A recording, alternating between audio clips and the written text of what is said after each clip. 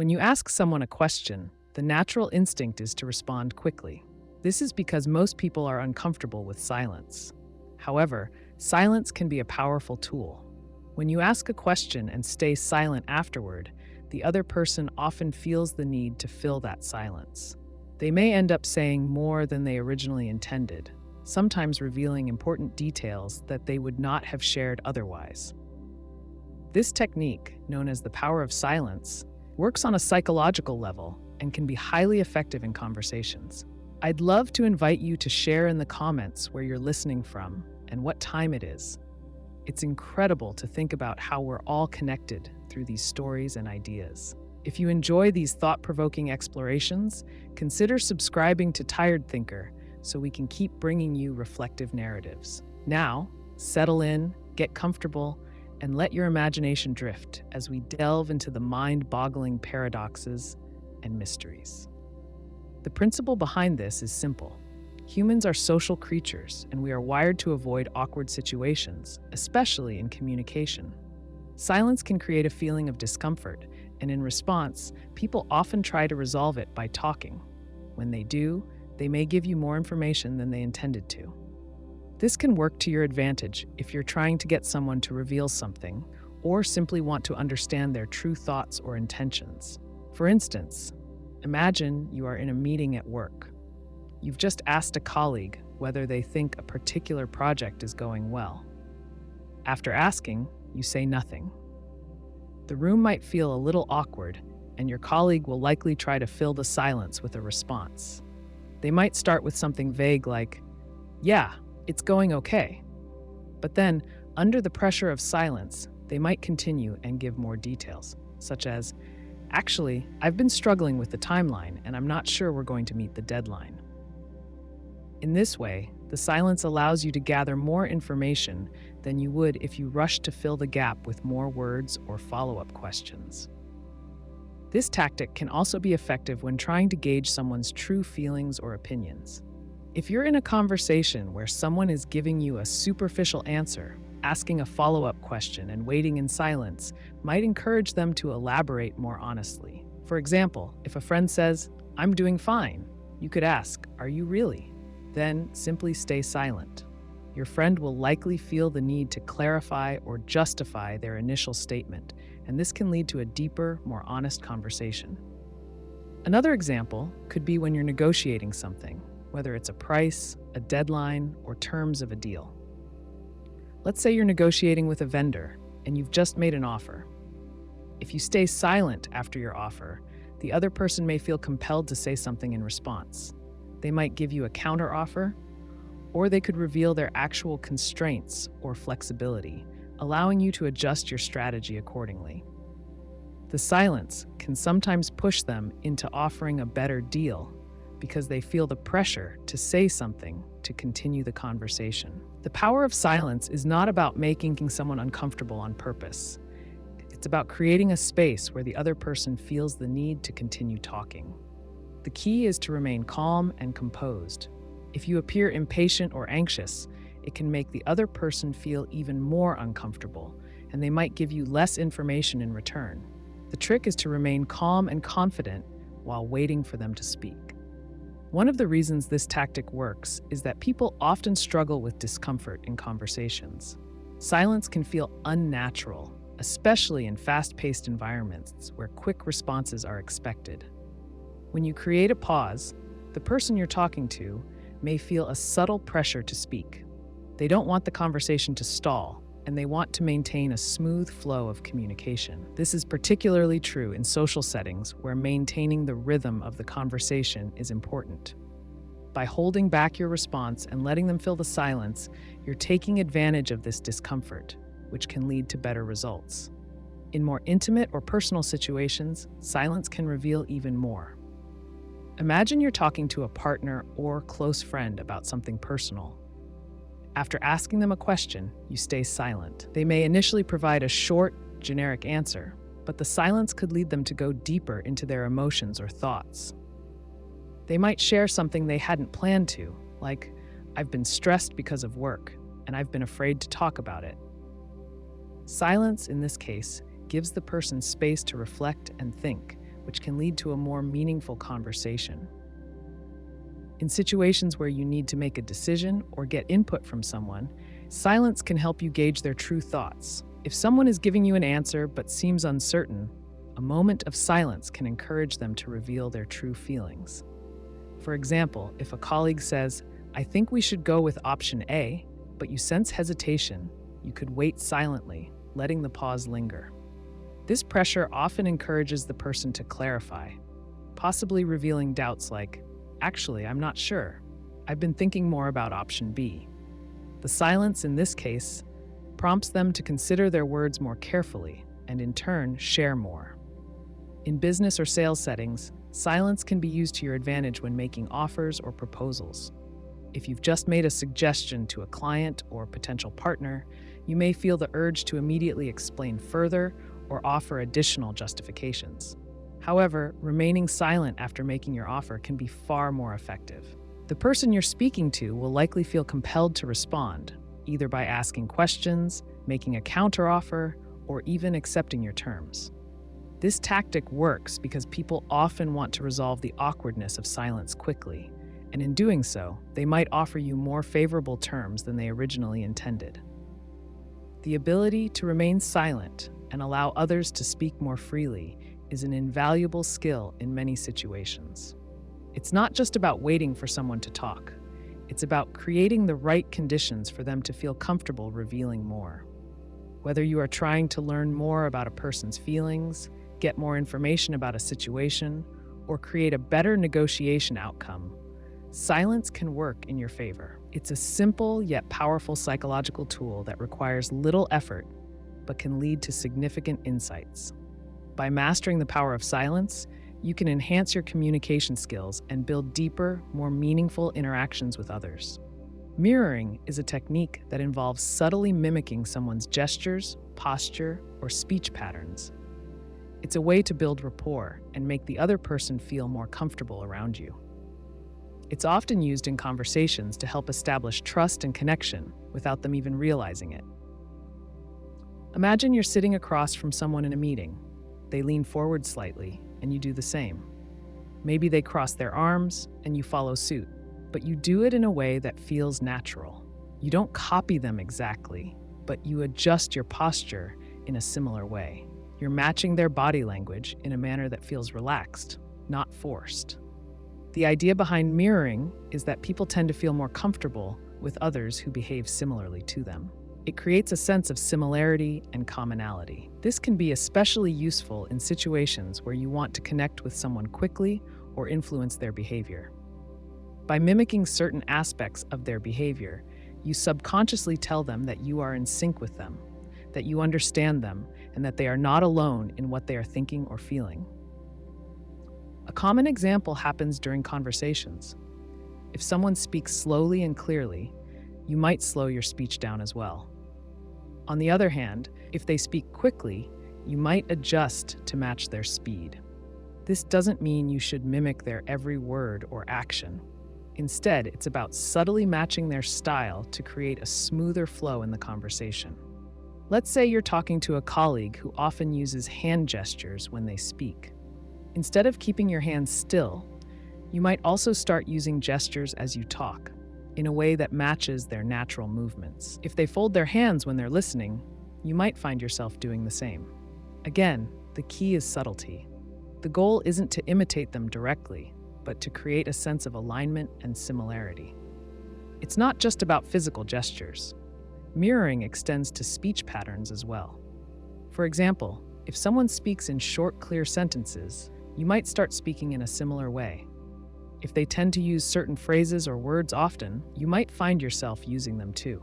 This kind of mirroring in language helps people feel heard and understood. It's like showing them that you're on the same wavelength. One thing to keep in mind is that mirroring needs to be done naturally. If you overdo it or make it too obvious, it can become uncomfortable. Imagine if you were having a conversation and the person across from you started to copy every movement you made, down to the exact tilt of your head. That would feel odd, right? It's about balance. The key is to mirror in a way that feels natural and effortless, so the person doesn't even notice what's happening. Let's look at an example. You're meeting a new client for the first time. They lean back in their chair, crossing their arms and tilting their head slightly to one side. Without being too obvious, you lean back in your chair too, maybe crossing your arms as well. You're not doing this in a forced way. It just feels natural. As you both continue talking, you might notice that the conversation becomes smoother. The client seems more at ease, and the conversation flows better. That's the power of mirroring at work. In another scenario, imagine you're in a job interview. The interviewer is relaxed and calm, speaking slowly and with a steady tone. Without consciously thinking about it, you start adjusting your tone to match theirs. You might speak a little more slowly or soften your voice slightly. It's a way to create a connection without saying anything directly. They may not consciously notice, but they will feel more comfortable talking to you. This technique is especially useful in high-stakes situations, such as negotiations or difficult conversations. If you're negotiating a contract or discussing a sensitive topic, mirroring can help you build trust and make the other person feel like you're on the same team. It helps reduce tension and creates a feeling of camaraderie. When people feel like you understand them, they're more likely to be open and cooperative. Mirroring can also be used to improve your personal relationships. If you're having a conversation with a friend or partner and they're speaking in a calm, open manner, you can subtly adjust your tone and body language to match theirs. This helps create a sense of harmony and connection. You're not just hearing their words, but you're also showing them that you're in tune with their emotional state. One of the most powerful aspects of mirroring is that it works even when people aren't aware of it. For instance, you might be at a social gathering and you start mirroring the gestures of the person you're talking to. They might not notice that you're doing it, but they'll still feel more comfortable and at ease. It's a subconscious process that creates a connection without them realizing it. It's as though you've created a non-verbal agreement that you're both in sync. Another example could be a situation where you're giving a presentation. If your audience starts to lean forward as you speak, you might find yourself doing the same. This mirroring creates a feeling of connection between you and your listeners. It's as though they are more engaged with what you're saying because your body language is aligning with theirs. Mirroring can even happen over the phone or in digital communication. If someone speaks in a formal tone, you might mirror that tone in your response. If they use more casual language, you might adjust your language to match theirs. This can make the conversation feel more comfortable and less transactional. It's a way of aligning yourself with the other person's communication style, which can build rapport and trust. However, it's important to remember that mirroring is not always appropriate. In some situations, like during a formal negotiation or when dealing with people who may find such behavior manipulative, mirroring can backfire. If someone perceives it as insincere or manipulative, it can lead to a negative reaction. This is why it's important to use the technique subtly and only when it feels natural. When mirroring works best is when there's already a positive connection or when you're trying to create one. It's about showing the other person that you understand them without necessarily needing to say anything. It's like a silent way of saying, "I'm with you," or "I get what you're going through." It's an effortless way of building trust, making people feel heard, and ultimately strengthening relationships. If you're trying to improve your use of mirroring, pay attention to the small details. Notice how others speak, their posture, their tone, and even their facial expressions. Try to adjust your own behavior to match theirs in subtle ways. You'll find that it not only helps create stronger connections, but also makes conversations feel more natural and engaging. People tend to value things more when they have to work for them. If you ask someone for advice, they will often see you as intelligent and capable. This happens because of a psychological trick called the IKEA effect. When people invest time and effort into something, they value it more than if it had been given to them for free. This applies to relationships, too. When someone helps you, their brain justifies it by assuming you are worth the effort. If they had negative feelings about you before, those feelings often shift toward the positive. Imagine you start a new job and want to build a good relationship with a coworker who seems distant. Instead of trying to win them over with compliments or small talk, ask them for help with something simple. It could be as minor as showing you how to use the coffee machine or where the best lunch spots are nearby. When they assist, their brain looks for a reason why they did it. They could conclude they helped because they are kind, but more often, they assume they did it because they like you. The moment they rationalize their actions, their attitude toward you softens. This trick works in many situations. If you want to connect with someone at a party, asking them to hold your drink for a second while you adjust your jacket can create a subtle bond. If you need to make a good impression on a manager, requesting their opinion on something work-related makes them feel respected and valued. Once they give advice, they are more likely to be invested in your success. Another way to use this effect is in negotiations. If you ask for something small early in a discussion, like borrowing a notepad or getting their input on a minor issue, they are more likely to agree to bigger requests later. Their brain establishes a pattern of compliance, making future agreements feel more natural. This principle also applies to customer service and business. If a company offers a tiny free trial or sample, customers feel invested once they use it. They start forming a connection with the product, making them more likely to buy. This is the same reason loyalty programs work. Once someone earns a few points toward a reward, they feel committed to earning more, even if they wouldn't have spent money otherwise. The human mind dislikes inconsistency. When actions and beliefs don't align, discomfort sets in. This is called cognitive dissonance. If someone does a favor for you, their brain wants to justify it. The simplest explanation is that they must like you, and so their attitude shifts to match their actions. This doesn't mean people can be manipulated into liking someone they dislike strongly, but for neutral or slightly negative relationships, it can create a shift. A practical example of this happens in schools. A teacher who asks students to help with small classroom tasks, like passing out papers or erasing the board, often sees better behavior from those students. Once they help, they subconsciously feel more connected to the teacher. This same effect is seen in parenting.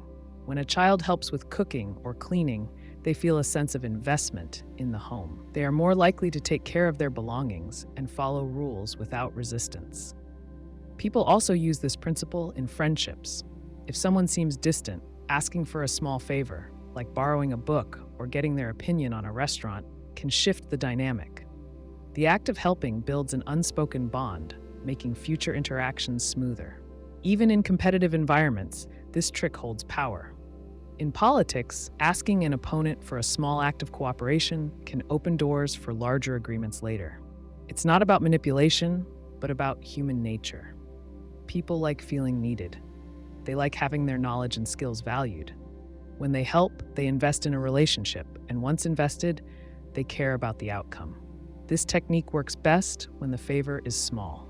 If a request is too big, it can backfire. If someone barely knows you and you ask them to drive you to the airport, they might feel used rather than connected. But if you ask for a ride 2 blocks away on their way home, they are more likely to agree, and the connection strengthens. One of the most famous examples of this effect comes from Benjamin Franklin himself. He had a political rival who disliked him. Instead of trying to win him over with kindness, Franklin asked to borrow a rare book from the man's library. The rival agreed, and when Franklin returned it with a note of thanks, the relationship changed. The man, who had previously been unfriendly, became warm and helpful. The simple act of doing a favor rewired his thinking. People tend to believe their actions reflect their true feelings. If someone treats you kindly, their mind assumes they like you. If they treat you poorly, they assume they dislike you. This is why small gestures matter.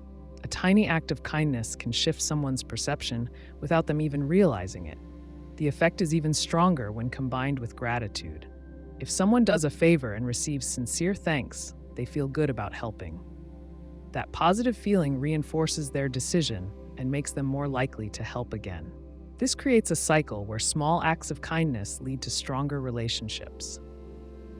This trick also applies to leadership. Good leaders delegate small responsibilities to team members. When people contribute, they feel invested in the group's success.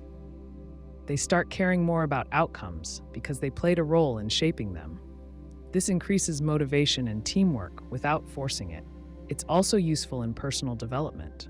If someone struggles with self-doubt, doing small tasks to help others can shift their self-perception.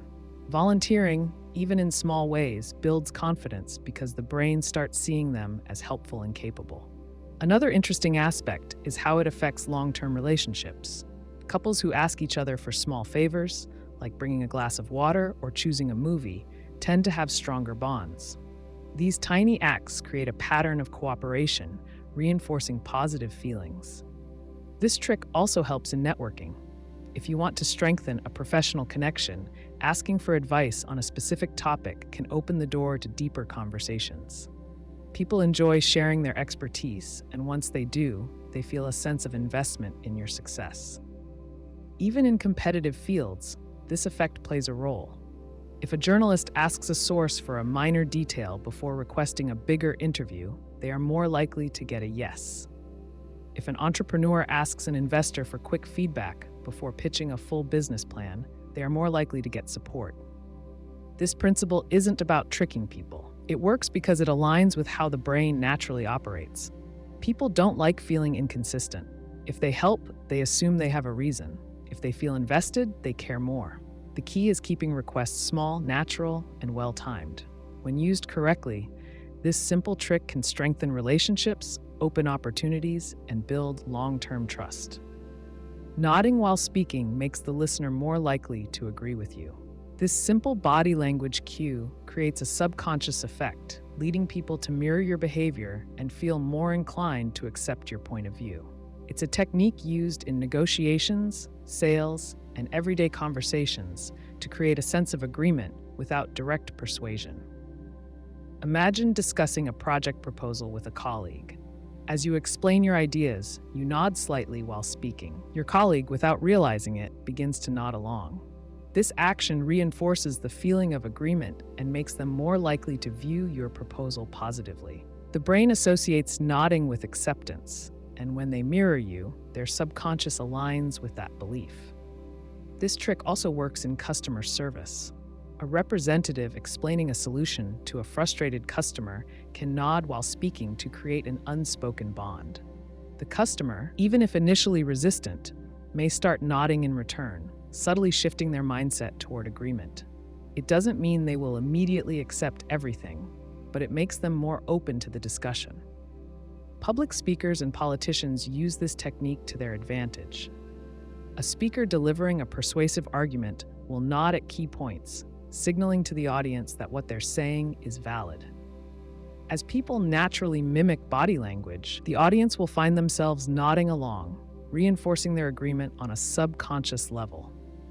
This is why debates and speeches often include controlled gestures designed to shape the audience's response.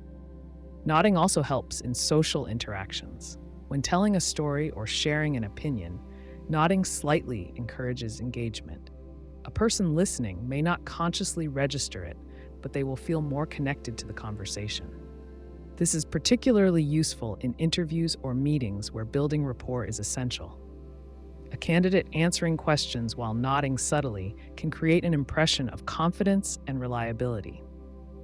The interviewer may feel more comfortable with their responses, increasing the likelihood of a positive outcome. This technique is even effective in video calls. Despite the lack of physical presence, people still pick up on facial expressions and head movements. A manager presenting ideas in a virtual meeting who nods while speaking creates the same effect as in person. Team members watching will feel a greater sense of alignment, even if they weren't initially convinced. This is why news anchors and television hosts often nod slightly while delivering information. It reinforces credibility and makes viewers more likely to accept what they are saying. The key to making this work is subtlety. Overdoing it can seem unnatural and may have the opposite effect. A gentle nod at the right moments signals confidence and agreement without appearing forced. If a person nods excessively, it can look insincere or even distracting. The The best way to apply this is in a natural rhythm that matches the conversation. Another situation where this trick proves useful is during negotiations. If you are discussing a contract or persuading someone to agree to terms, nodding while explaining benefits makes the other party more likely to lean toward agreement. It's not manipulation, but rather a psychological reinforcement of alignment. If the other person starts nodding too, their mind follows that action, making them feel more comfortable with your position. Parents unknowingly use this with children. When encouraging a child to eat their vegetables, a parent may nod while saying, "This is really good for you." The child, seeing the nodding, might begin nodding as well, making them more open to accepting the food. This principle applies across different age groups and settings, from the workplace to casual conversations. Even in disagreements, nodding can soften resistance. If someone strongly opposes your viewpoint, nodding while acknowledging their concerns shows understanding. It doesn't mean you agree, but it signals that you respect their perspective. This can reduce tension and make them more willing to listen to your side. Many conflict resolution experts use this method to de-escalate heated discussions. Nodding also affects how people perceive confidence. Someone who nods while stating a fact or presenting an idea appears more assured. If a person hesitates or avoids eye contact, they might seem unsure. But a steady, natural nod reinforces conviction, making statements more persuasive. This is why attorneys in court, doctors explaining diagnoses, or teachers delivering lessons often nod at key points. It reinforces trust and credibility. In customer interactions, nodding can make a sale more likely without using high-pressure tactics. A retail employee recommending a product who nods slightly while saying, "This is one of our best options for durability," increases the chance that the customer will agree. The movement signals certainty, making the statement feel more reliable. Car salespeople, financial advisors, and even restaurant servers use this technique naturally. When a waiter suggests a dish while nodding, customers often take the suggestion without questioning it. This technique also plays a role in leadership. A manager addressing their team and nodding while delivering key points builds confidence. Employees feel reassured, sensing that their leader is sure of the direction they are taking. In contrast, a leader who speaks without any physical reinforcement may come across as uncertain or disconnected. The same applies to teachers guiding students. A teacher nodding while explaining a concept encourages students to feel more secure in their understanding. Cultural differences can affect how nodding is perceived. In most Western cultures, nodding universally signifies agreement or affirmation. However, in some countries, the meaning of head movements differs. For example, in Bulgaria and parts of India, a single nod may indicate disagreement rather than agreement. Understanding cultural context is important when using this technique in international settings. One overlooked benefit of nodding is its impact on memory. People retain information better when they physically engage with it. If someone nods while repeating a piece of information, their brain reinforces the connection. This is why students studying for exams or professionals preparing for presentations benefit from nodding while reviewing material. It solidifies learning and makes recall easier. Even when listening, nodding creates a positive impression. If someone is speaking and the listener nods occasionally, it signals attentiveness.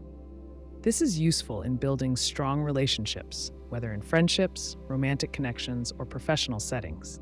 It makes the speaker feel heard and valued, which enhances trust. If someone feels ignored or dismissed, they are less likely to engage positively. Nodding while speaking is a simple but powerful tool in human interaction. It's an unconscious signal that promotes agreement, builds rapport, and reinforces confidence. Whether in business, social situations, or daily conversations, this small gesture can create a meaningful impact without requiring any special skills. Using it naturally and at the right moments makes discussions smoother and outcomes more favorable. The foot in the door technique works in a way that makes people more likely to agree to a request by starting small. When someone agrees to a minor request, they become more open to saying yes to a larger one later. The key to this method is that people want to stay consistent with their past actions. If they say yes once, Their brain encourages them to keep saying yes because it aligns with how they now see themselves. Imagine you are asking your neighbor to take care of your plants while you are away for the weekend. Instead of immediately requesting them to check in every day and water everything, you first ask if they can just bring in your mail while you're gone. It's a small request, easy to agree to, and takes very little effort. Once they say yes, they have already committed to helping you in a small way. A day later, you follow up and mention that since they will already be stopping by, would they mind watering the plants as well? Since they already agreed to help, their natural instinct is to continue being helpful. A well-known study demonstrated this technique in action.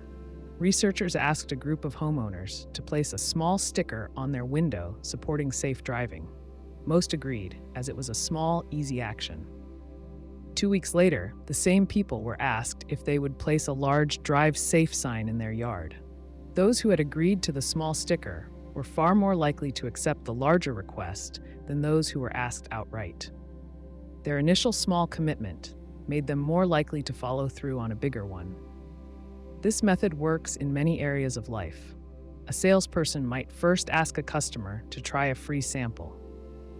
The customer is making a small commitment, and once they have engaged, they are more open to buying the full product. Similarly, an organization trying to get donations might first ask people to sign a petition. After agreeing to that small step, they are more likely to donate money later. Another example occurs in workplace settings. Suppose a manager wants an employee to take on a major project. Instead of asking outright, they might first request help with a minor part of the task. The employee agrees, thinking it's a simple favor. Later, the manager follows up and suggests they might as well take on the whole project since they are already familiar with it. The employee, wanting to remain consistent with their previous commitment, agrees. Parents use this strategy with children as well. Instead of telling a child to clean their entire room, they first ask them to pick up just one toy. Once the child has done that, they are more likely to continue cleaning because they have already started the task. This technique is effective because of how people view their own behavior. Once they see themselves as helpful, responsible, or involved, they want to continue acting that way. The more they agree to, the harder it becomes to say no to a larger request. Another real-world example is in fitness and lifestyle changes. A person who wants to start running but feels overwhelmed by the idea of long workouts might begin by committing to just 5 minutes of walking each day. Once that habit is in place, increasing the duration becomes much easier. They have already established a pattern, and their brain encourages them to continue rather than stop. In negotiations, this technique also plays a role. If an employer wants to introduce a new policy, they might start by implementing a minor version of it first. Employees who accept the small change are more likely to accept a larger version of it later. This happens because the first agreement changes their perception, making the bigger change seem like a natural next step. Marketers use this strategy in product pricing as well. Instead of trying to sell a full-priced product immediately, they offer a free trial or a lower-priced introductory version. Once customers commit to using the product, they are more likely to continue and pay for the full version later. Subscription services apply the same principle.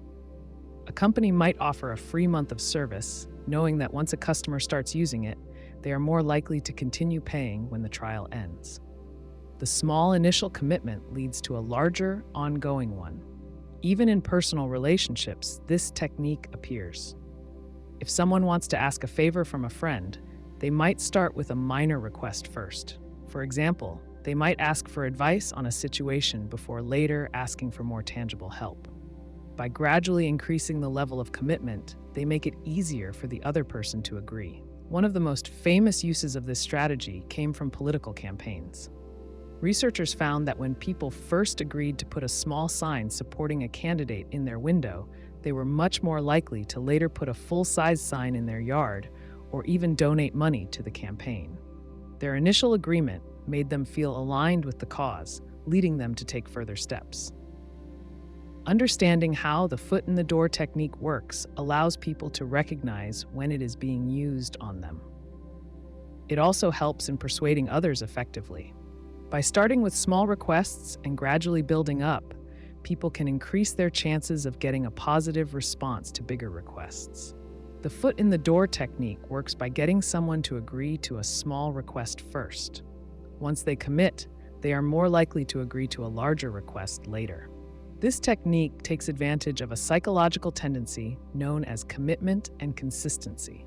When people say yes to something, even if it's minor, they feel a need to stay consistent with their previous behavior.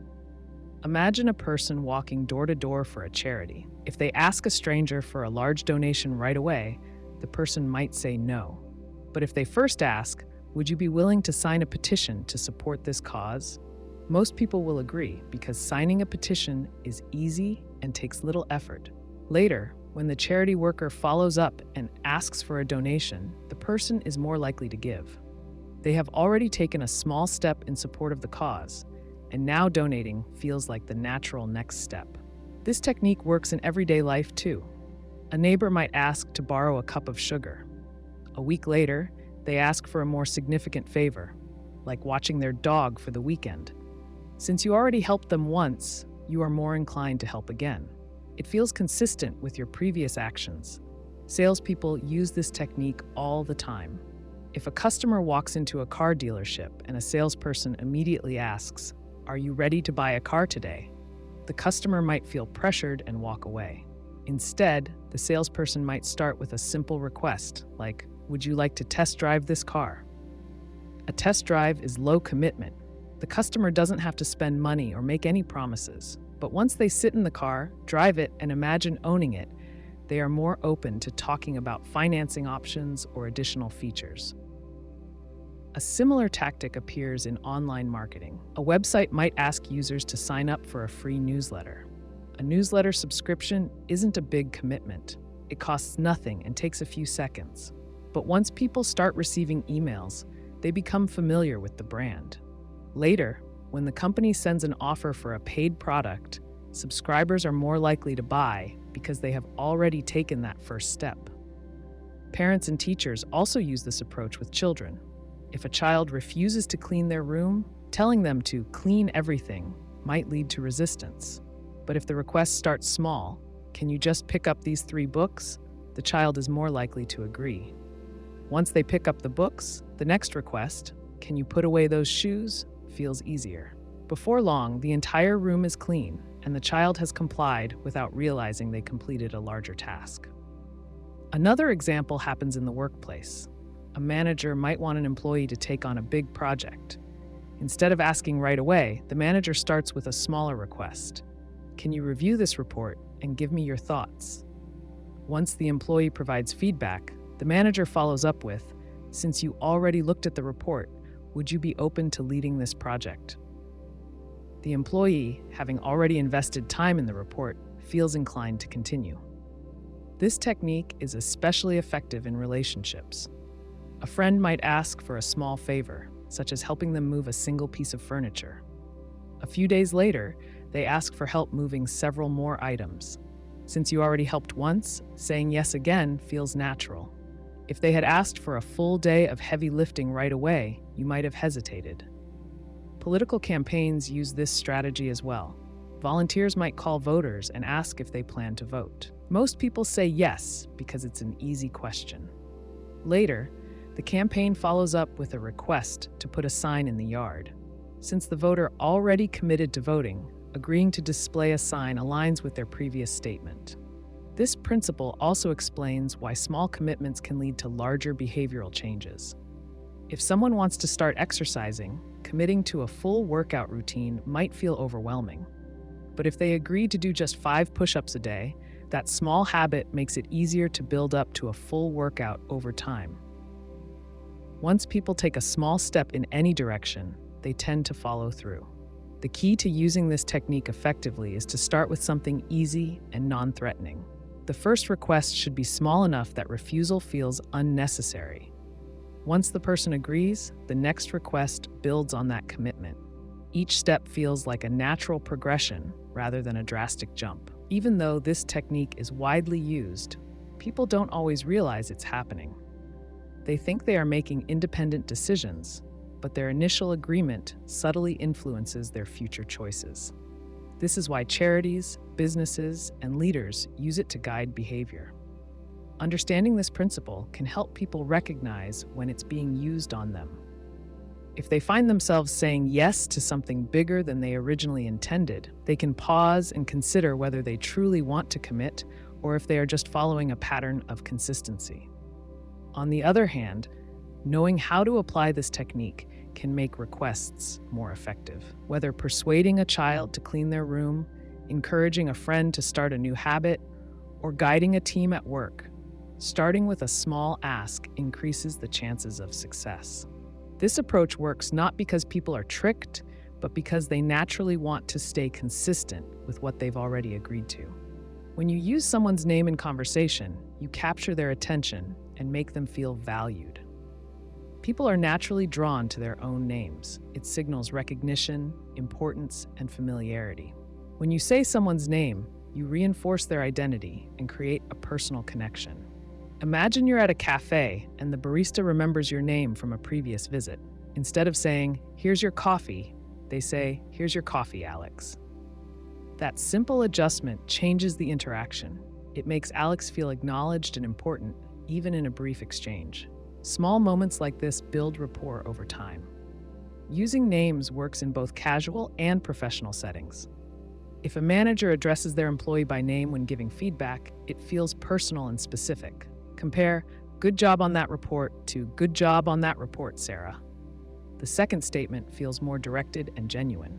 Sarah knows the praise is for her, and it feels more meaningful. People also respond more positively in negotiations when their names are used. If you're speaking to a customer service representative, starting with their name makes the conversation feel less transactional. "Thanks for helping me, Mike. I appreciate it." The interaction shifts from a problem-solving scenario to a cooperative one. Mike now sees you as a person rather than just another customer.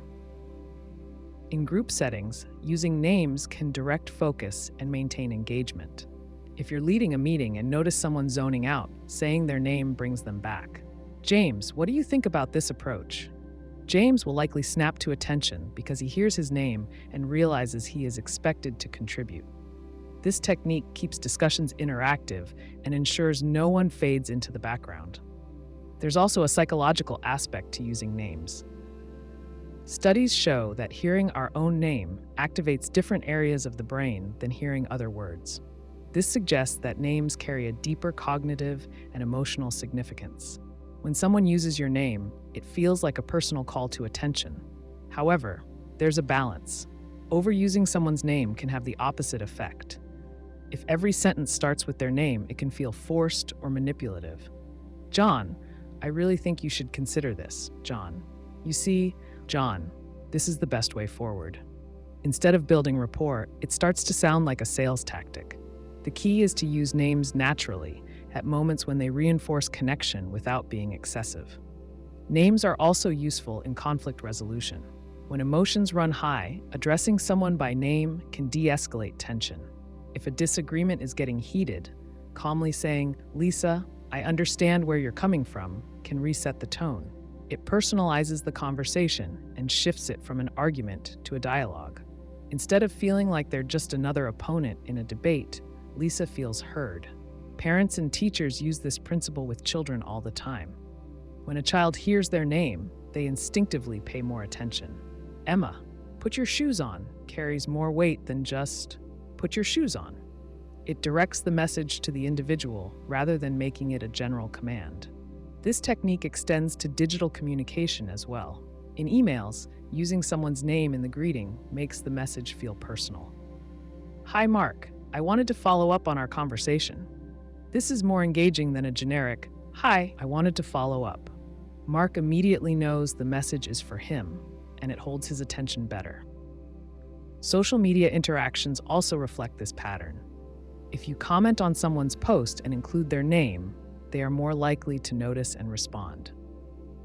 "Great point, Rachel," feels more directed than "great point."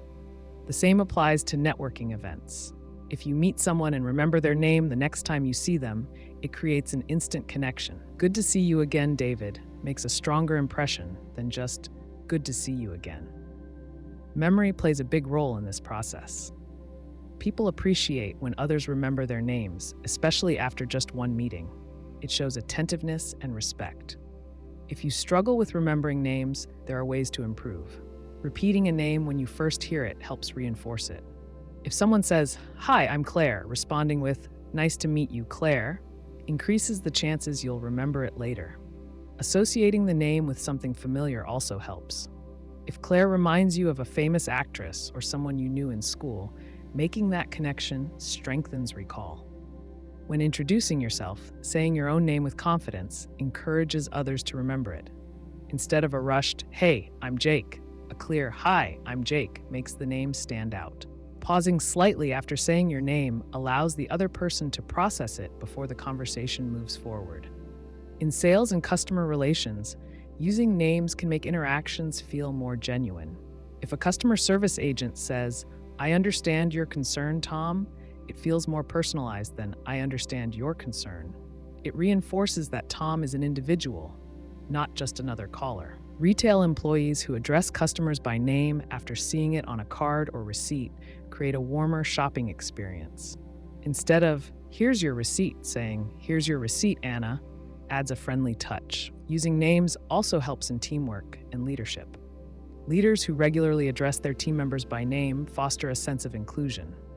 "Ryan, I appreciate your effort on this project," feels more direct and sincere than "I appreciate the effort on this project." It acknowledges Ryan's contribution specifically. In group emails, including individual names in the message body makes it feel less like a mass communication. "Lisa and Mark, I'd love your input on this," encourages engagement. In romantic relationships, saying someone's name can deepen emotional connection. When couples use each other's names in affectionate moments, it adds warmth. "I love you, Daniel," carries a slightly different emotional weight than just "I love you." It makes the expression feel uniquely personal. The same applies in apologies. "I'm sorry, Amanda" sounds more heartfelt than just "I'm sorry." The name adds a layer of sincerity. Even in casual friendships, names reinforce connection. If you're catching up with a friend, using their name occasionally makes conversations feel more personal. "You know what, Kevin? That's a great idea." It subtly emphasizes their importance in the interaction. When texting, using names in messages adds a thoughtful touch. Instead of "Hope you're doing well," saying "Hope you're doing well, Sophie," makes it feel like a direct and intentional message. In workplace environments, recognizing colleagues by name fosters a positive culture. If you're thanking someone, including their name makes the appreciation feel stronger. "Thanks, Michelle, that was really helpful," feels more genuine than just "Thanks, that was really helpful." It acknowledges Michelle's contribution specifically. On the flip side, people notice when their name is missing. If a friend or coworker suddenly stops using your name, it can feel distant or impersonal. This happens often in text messages. If someone usually greets you with "Hey, John," but suddenly just says "Hey," it may feel like something has changed in the relationship. Names hold weight, even when their absence is subtle. While names are powerful, using them effectively requires balance. The goal is to make interactions feel natural and personal, not rehearsed or forced. A well-placed name can strengthen connections, improve communication, and create a sense of recognition. Whether in casual conversations, professional settings, or digital interactions, addressing someone by name makes a difference. Paraphrasing helps in conversations by making people feel heard and understood. When someone talks, repeating their message in your own words shows that you are paying attention. This builds trust and makes the speaker feel valued. Instead of just nodding along or saying, "I understand," rephrase their point. This approach keeps the conversation flowing and reduces misunderstandings. Imagine a workplace scenario where a manager gives instructions for a project. Instead of just acknowledging it with "got it," an employee can say, "So, you want me to finalize the report by Friday and include the latest sales figures." This reassures the manager that their request is clear. It also gives the manager a chance to correct any mistakes before they cause problems. In personal relationships, paraphrasing makes people feel emotionally supported. If a friend shares frustration about their job, responding with, "You're feeling stuck because your boss isn't recognizing your work," validates their emotions. It makes them feel heard without inserting personal opinions or solutions too soon. This approach helps avoid unnecessary arguments. If someone says, "You never listen to me," responding with, "You feel like I don't pay attention when you talk," keeps the conversation open instead of defensive. Paraphrasing also improves learning. Teachers use it to confirm that students grasp concepts. If a student explains a math problem incorrectly, a teacher might say, "You're saying that multiplying makes numbers smaller, but actually division does that." This clears up confusion without making the student feel bad. In professional settings, trainers use paraphrasing to reinforce lessons. If an employee is learning a new software system and struggles, a trainer might restate their understanding. "You're saying the drop-down menu is confusing because the labels aren't clear?" This encourages the learner to engage and ask further questions. This technique also helps in customer service. When a customer calls with an issue, paraphrasing shows that their concerns are being taken seriously. If a customer says, "I ordered a laptop last week and it still hasn't arrived," a representative might reply, "It sounds like you expected the delivery sooner than what was promised." This small change in wording reassures the customer without escalating tension. It also allows the representative to address the concern calmly. Paraphrasing is especially useful in negotiations. It helps clarify positions and reduce conflicts. If one party in a business deal says, "We can't lower the price because our production costs are fixed," the other party can respond, "So, you're saying that adjusting the price would affect your bottom line too much?" This shows understanding and allows for a more productive discussion. This technique is also valuable in legal settings. Lawyers use it to ensure they understand witness statements correctly. If a witness says, "I saw the car speed through the red light," a lawyer might ask, "So you're saying the driver didn't stop before entering the intersection?" This subtle shift ensures accuracy and avoids misinterpretation. In medical settings, paraphrasing improves communication between doctors and patients. A patient might say, "I've been feeling exhausted and can't concentrate." A doctor who responds with, "You're experiencing fatigue and trouble focusing," confirms understanding. This encourages the patient to share more details, leading to better diagnosis and treatment. Paraphrasing also plays a role in parenting. When children express frustration, repeating their concerns in simpler words helps them feel understood. If a child says, "I don't want to go to school because it's boring," a parent might respond with, "You feel like school isn't interesting right now." This keeps the conversation open and encourages the child to explain further. Using paraphrasing in social situations makes interactions smoother. If someone shares an opinion about a movie, repeating their key point strengthens the conversation. If a friend says that movie was too slow and the characters didn't feel real, responding with, "You thought the pacing was off and the characters weren't believable," keeps the discussion going without unnecessary debate. This technique also prevents workplace conflicts. If two colleagues disagree, paraphrasing helps de-escalate the situation. If one says, "You didn't include my data in the report," a good response might be, "You feel like your contributions were overlooked." This approach reduces defensiveness and allows for a solution-focused discussion. Paraphrasing also enhances leadership skills. Effective leaders repeat and clarify team concerns. If an employee says, "I'm overwhelmed with tasks," a leader who responds with, "You're feeling like there's too much on your plate right now," shows empathy. This builds trust and encourages open communication. When dealing with difficult conversations, paraphrasing ensures that emotions don't escalate. If someone expresses anger, restating their concern calmly keeps the situation under control. If a customer shouts, "This service is terrible and I want a refund," a composed response like, "You're frustrated because the service didn't meet your expectations," helps diffuse tension. Paraphrasing is also helpful in public speaking. When answering audience questions, repeating the question in simpler terms ensures clarity. If someone asks, "How does this strategy align with long-term company goals?" responding with, "You're asking how this plan fits into the company's future," makes the answer more relevant to everyone listening. In interviews, paraphrasing helps candidates sound engaged. If an interviewer asks, "Tell me about a time you handled a difficult project," a candidate can respond, "You're asking for an example of how I managed a challenging task." This small step buys time to think and ensures the response stays on topic. Paraphrasing also helps in debates. It allows participants to acknowledge opposing views without agreeing outright. If someone argues, "Social media is ruining real communication," a thoughtful response could be, "You believe that social media is making face-to-face interactions less meaningful." This keeps the conversation balanced and productive. In therapy, paraphrasing is a key tool for active listening. Therapists repeat a client's words in a way that encourages deeper reflection. If a client says, "I always feel anxious in social situations," a therapist might respond, "You're saying that being around people makes you uneasy." This invites the client to explore their feelings further. This technique also strengthens teamwork. During meetings, repeating and summarizing key points ensures alignment.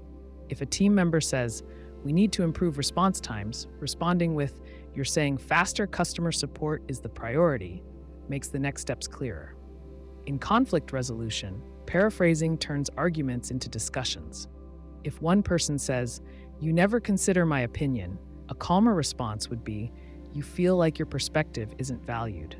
This reduces emotional tension and shifts focus to finding solutions. Paraphrasing is also effective in networking. When meeting new people, repeating their interests makes conversations more engaging. If someone says, "I work in marketing and specialize in brand strategy," responding with, "You focus on helping brands position themselves," shows active interest. This technique also improves writing and presentations. When summarizing information, rewording key points makes the content clearer. Instead of copying a complex explanation, restating it in plain language ensures better understanding. Paraphrasing helps in coaching and mentoring. When guiding someone, repeating their concerns in a structured way builds clarity. If a mentee says, "I don't know how to improve my skills," responding with, "You're looking for ways to grow professionally," makes the conversation more actionable. This skill also enhances customer experience. If a client shares a concern, restating it ensures they feel heard. If someone says, "I'm not sure this product is right for me," a helpful response would be, "You're wondering if this option meets your needs." This keeps the conversation focused on finding a solution. In negotiations, paraphrasing ensures alignment before finalizing deals. If a business partner says, "We need more flexibility in the contract," repeating it as, "You're looking for terms that allow more adjustments," sets the stage for compromise. This method also improves collaboration. When brainstorming ideas, paraphrasing ensures everyone stays on the same page. If a colleague suggests, "We should explore digital marketing," responding with, "You're proposing we focus on online promotions," keeps discussions structured. Paraphrasing strengthens leadership, communication, and relationships. It turns misunderstandings into clarity and ensures productive discussions. It is a simple yet powerful way to create stronger connections in every area of life. Pausing after a joke makes it funnier because silence creates tension, and people naturally want to resolve tension. When someone hears a joke, their brain processes the setup and the punchline. If the speaker immediately continues talking, the listener's mind has less time to absorb the humor. But when the speaker pauses, the brain lingers on the joke, trying to make sense of it. This small moment of processing heightens the comedic effect. Imagine a comedian telling a joke about forgetting their anniversary. They say, "I woke up, looked at my wife and said, 'Happy anniversary, honey.'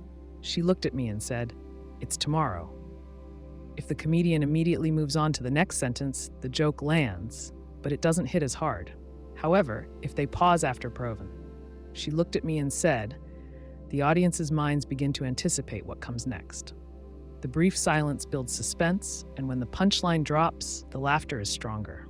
This technique works in everyday conversations too. Suppose someone tells a friend, "I tried a new diet where I eat everything I want, just in smaller portions." If they immediately follow up with more words, the joke has less impact. But if they pause after "everything I want," the listener starts to process the setup before the punchline lands.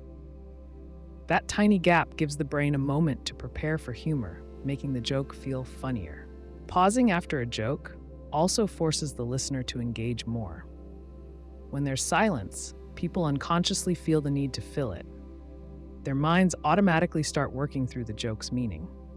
This mental engagement makes them more likely to laugh because they feel like they participated in the humor rather than just receiving it passively.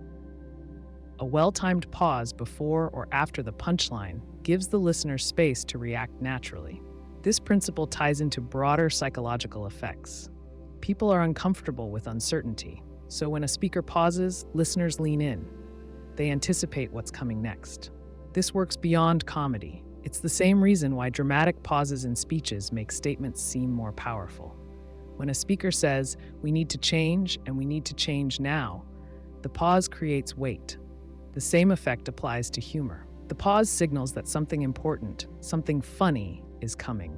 The audience braces for impact, and the laughter is more intense when the punchline finally lands. Pauses also make jokes feel more natural.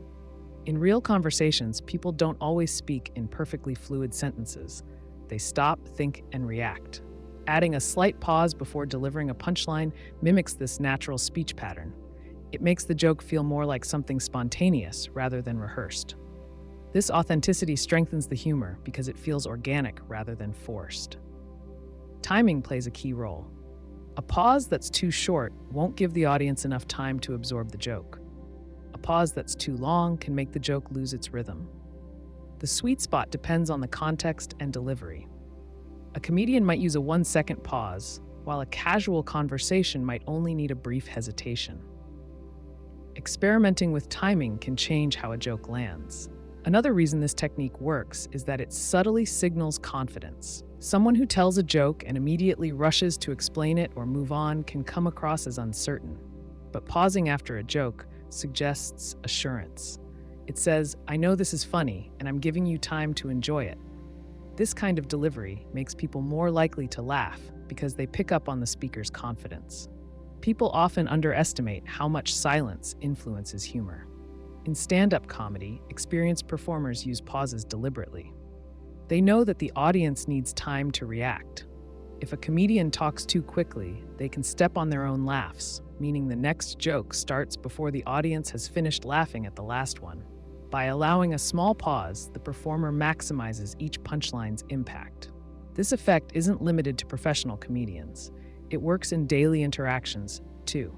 Suppose someone says, "I went to the gym yesterday and watched other people exercise." If they rush the punchline, it might get a chuckle, but if they insert a pause after "I went to the gym yesterday," the listener's brain starts filling in expectations. The pause forces the audience to anticipate what's coming. When the unexpected twist arrives, it hits harder. Some of the best comedic moments in movies and television also rely on this principle. Deadpan humor, for example, often depends on silence. Characters who deliver funny lines without immediately reacting themselves allow the audience to process the humor. A classic example is in The Office, where characters pause awkwardly after saying something ridiculous. These pauses make the humor feel more real and give the audience a chance to react before the scene moves on. Pausing can also work to rescue a joke that might otherwise fall flat. If someone tells a joke and doesn't get an immediate laugh, staying silent for just a second longer can sometimes prompt delayed laughter. People might take a moment to get the joke, and the pause gives them space to react. On the other hand, if the speaker rushes to cover up the silence, the joke might be lost entirely. This technique is even effective in text-based communication, like messaging or social media. When writing a joke in a text message, adding ellipses or breaking up sentences can mimic the effect of a verbal pause. Instead of writing, "I just started a new diet where I eat everything I want but in smaller portions," breaking it up into "I just started a new diet, I eat everything I want, just in smaller portions," makes the humor land more effectively. The spacing forces the reader to pause mentally, replicating the timing of spoken humor. In a professional setting, this strategy can make presentations and speeches more engaging. A well-placed pause after a humorous remark allows the audience time to process and appreciate the joke. It also makes the speaker seem more in control. Instead of rushing through material, a speaker who pauses shows confidence and allows their words to land more effectively. The technique of pausing isn't just for jokes. It enhances storytelling too. If someone is telling a funny anecdote and they rush through it, the humor might not have time to settle. But if they build up to the punchline with well-timed pauses, the story becomes more engaging. For example, I walked into the room, saw my boss, and realized I was wearing 2 different shoes. Each pause adds tension and makes the final realization funnier. Understanding the power of silence can improve social interactions beyond humor. People who are comfortable with pauses in conversation tend to come across as more confident and thoughtful. They don't feel the need to fill every moment with words. This calm, controlled communication style makes others more likely to listen and engage. Pausing after a joke works because it takes advantage of natural psychological tendencies. People don't like unresolved tension, and silence forces their minds to stay engaged. It also makes humor feel more organic, gives the listener time to process, and enhances the speaker's confidence. Whether in casual conversation, public speaking, or professional comedy, mastering the pause can make jokes significantly funnier. People like to hear good things about themselves, but direct compliments can sometimes feel forced or insincere. One way to make a compliment feel more natural is to tell a third party something positive about someone, knowing that it will likely make its way back to them. This method makes the praise feel more genuine because the recipient hears it secondhand rather than directly from you. When people hear something good about themselves through another source, they often believe it more because they assume there was no motive behind it. Imagine a workplace scenario where an employee named Sarah does a great job on a project. Instead of telling Sarah directly, "You did amazing work," her manager mentions it to another colleague. Sarah really handled that project well. She was organized and met every deadline without a hitch. If that colleague later shares this with Sarah, she's more likely to take the compliment to heart because she perceives it as an honest opinion rather than something said just to be polite. This method works in social settings as well. Suppose a friend is always reliable and supportive. Instead of saying, "You're such a great friend," mention to someone else in the group, "I really appreciate how dependable Mark is. He always comes through when someone needs him."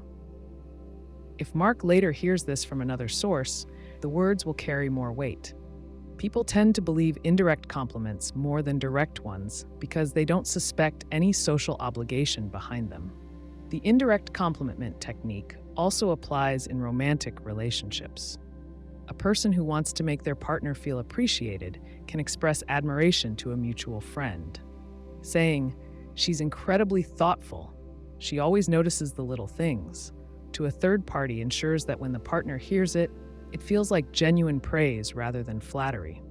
People often dismiss direct compliments out of modesty or self-doubt. If someone tells a person, "You're really smart," they might brush it off and say, "Not really." But if they hear from someone else that a colleague said, "He's one of the smartest people in the team," it becomes harder to reject. They're more likely to accept and internalize the compliment because it wasn't given directly to them in a way that required a response. In professional environments, indirect compliments can also build credibility. A manager who wants to boost an employee's confidence can mention their strengths in a meeting where the employee isn't present. James did an excellent job with that presentation. His ability to simplify complex ideas is impressive. If James later hears about this from a coworker, he's more likely to take pride in his abilities. Compliments given in this way don't just make people feel good in the moment, they can reinforce positive behaviors and improve self-perception over time. Parents can use this method with their children. Instead of directly telling a child, "You're so responsible," they can mention to another adult, "She always remembers to do her homework without being reminded." If the child later overhears or is told about it, they may feel proud and continue to act responsibly.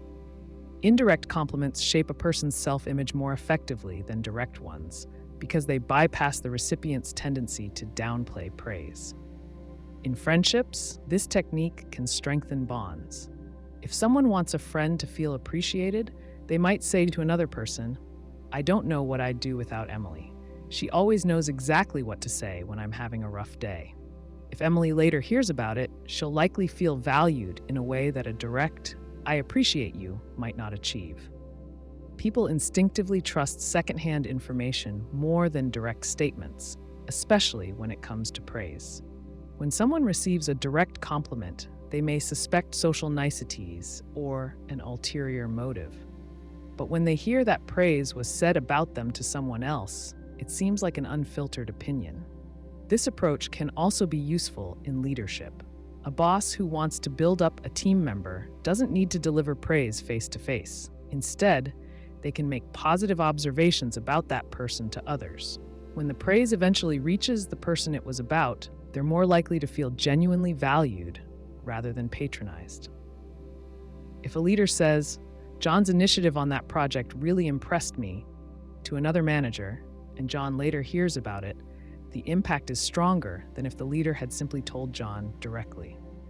Teachers can use this method to encourage students. If a teacher wants a student to feel proud of their progress, they might mention to another student, "I was really impressed with how much effort Alex put into his essay. He's improved so much this semester." If Alex later hears about it, he's more likely to believe in his abilities than if the teacher had simply said, "You did a great job."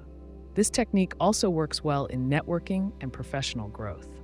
If someone wants to build a positive reputation, they don't need to self-promote.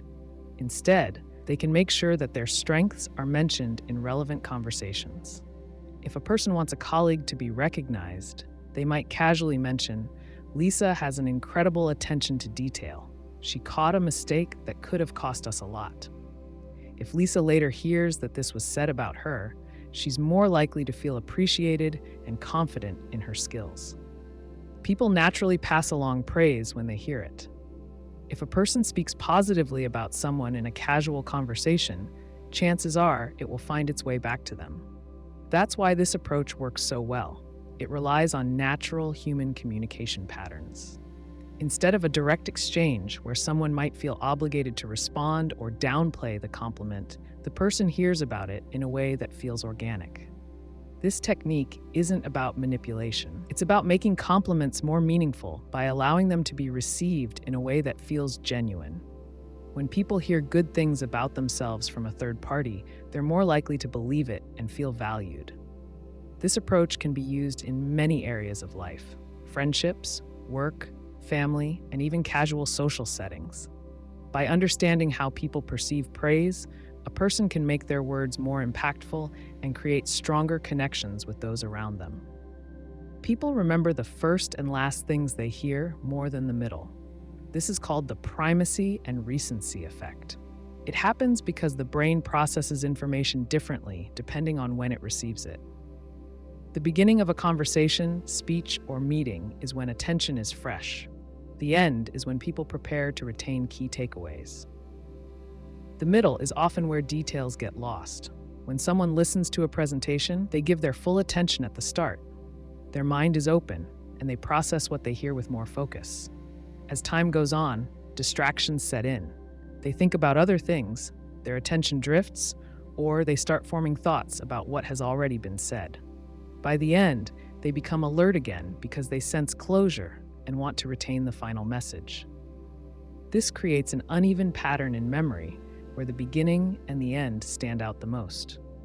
This effect explains why first impressions matter. When meeting someone for the first time, the initial moments define the perception. A confident greeting, firm handshake, and direct eye contact set the tone. If the first words spoken are clear and engaging, they leave a lasting impact. The same applies to goodbyes.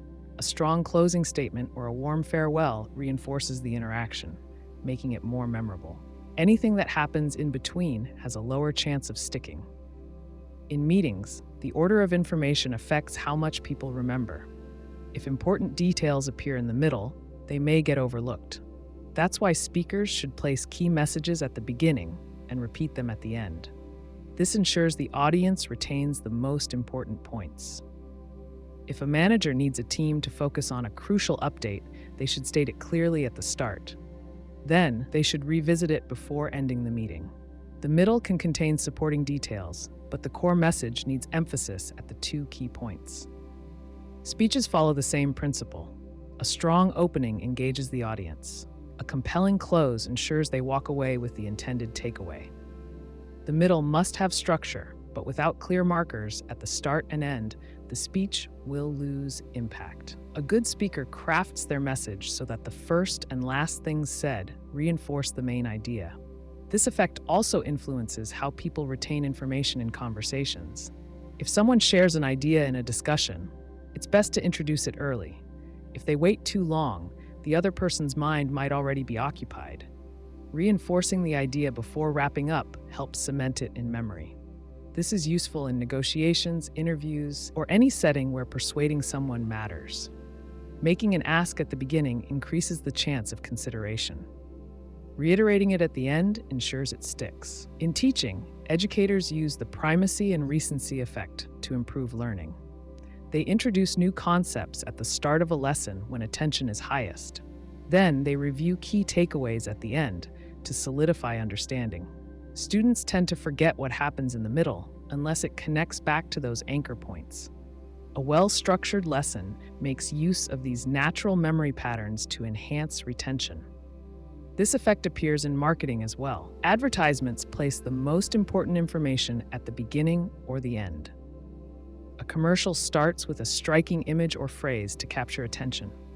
It ends with a call to action to ensure the viewer remembers what to do next. If the message were buried in the middle, it would have less impact. This is why product slogans or taglines often appear at both the start and the end of an ad. In storytelling, the opening scene and the ending leave the strongest impressions. Books, movies, and TV shows use this effect to their advantage.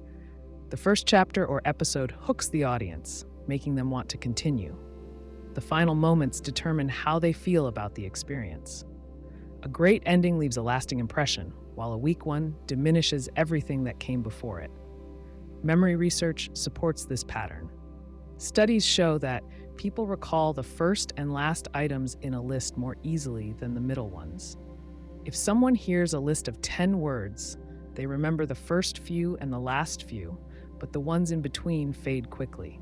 This is why structuring information matters. If something needs to be remembered, it should appear at the start or be repeated at the end. Even in social settings, this effect plays a role. If someone leaves a gathering on a high note, others remember them fondly. If they enter a room with confidence, they set the tone for how they are perceived. Small moments at the beginning and end of interactions shape how people feel about an entire experience. Using this principle in everyday communication improves effectiveness. When writing an email, the subject line and closing statement hold the most weight. A strong opening ensures the email gets read. A clear closing ensures the reader remembers the purpose. When leaving a voicemail, the first few seconds determine if the listener pays attention. Ending with a clear next step ensures they take action. In job interviews, candidates should start with a confident introduction and end with a strong summary. What happens in between matters, but those two moments define the impression left behind. The primacy and recency effect is a natural part of how the brain processes information. It influences learning, memory, and decision-making. Structuring messages around it ensures they stick. By placing key information at the beginning and repeating it at the end, speakers, writers, and communicators increase retention. This applies to meetings, presentations, conversations, advertising, and everyday interactions. Understanding this pattern helps people craft messages that leave a lasting impact. When you ask someone for help, the way you phrase your request matters. Saying, "Can you help?" leaves the choice open but doesn't create a sense of importance. Instead, saying, "I need your expertise on this," makes the other person feel valued. It taps into their identity and encourages them to assist. People like feeling competent and appreciated, and this phrasing subtly reinforces their self-worth. If you ask a colleague to review a document by saying, "Can you look at this?" they might do it out of obligation. But if you say, "I really value your expertise in this area and would love your insight on how to improve it," they are more likely to invest effort. When negotiating, using specific language can tilt the balance in your favor. Instead of saying, "Can we find a compromise?" try, "How can we work together to make this beneficial for both of us?" This phrasing frames the conversation as a collaboration rather than a concession. People respond well to feeling included in decision-making. In meetings, rather than asking, "Does anyone have thoughts?" ask, "I'd love to hear your perspective on this," directed at a specific individual. This reduces the likelihood of silence because it assigns value to their input. The way people perceive requests also depends on psychological framing. If a manager needs an employee to stay late, saying, "Can you stay late?" makes it seem like a burden. But if they say, "Your skills would really help us get this done quickly," the employee is more likely to agree without resentment. People want to feel useful and significant. A customer service agent handling a frustrated caller can say, "I need your help to solve this," shifting the dynamic so the customer feels involved rather than oppositional. When trying to persuade someone, mirroring their behavior builds trust. If someone crosses their arms, subtly doing the same makes them feel at ease. When speaking, matching their tone and pace creates a sense of familiarity. If they speak slowly, speaking at a similar pace makes the conversation feel natural. This technique is often used in sales and negotiations.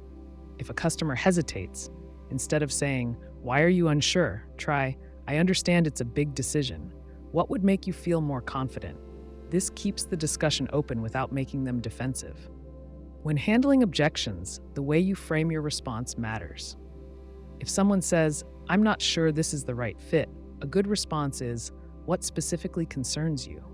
This encourages them to articulate their hesitation, which allows for a more targeted response.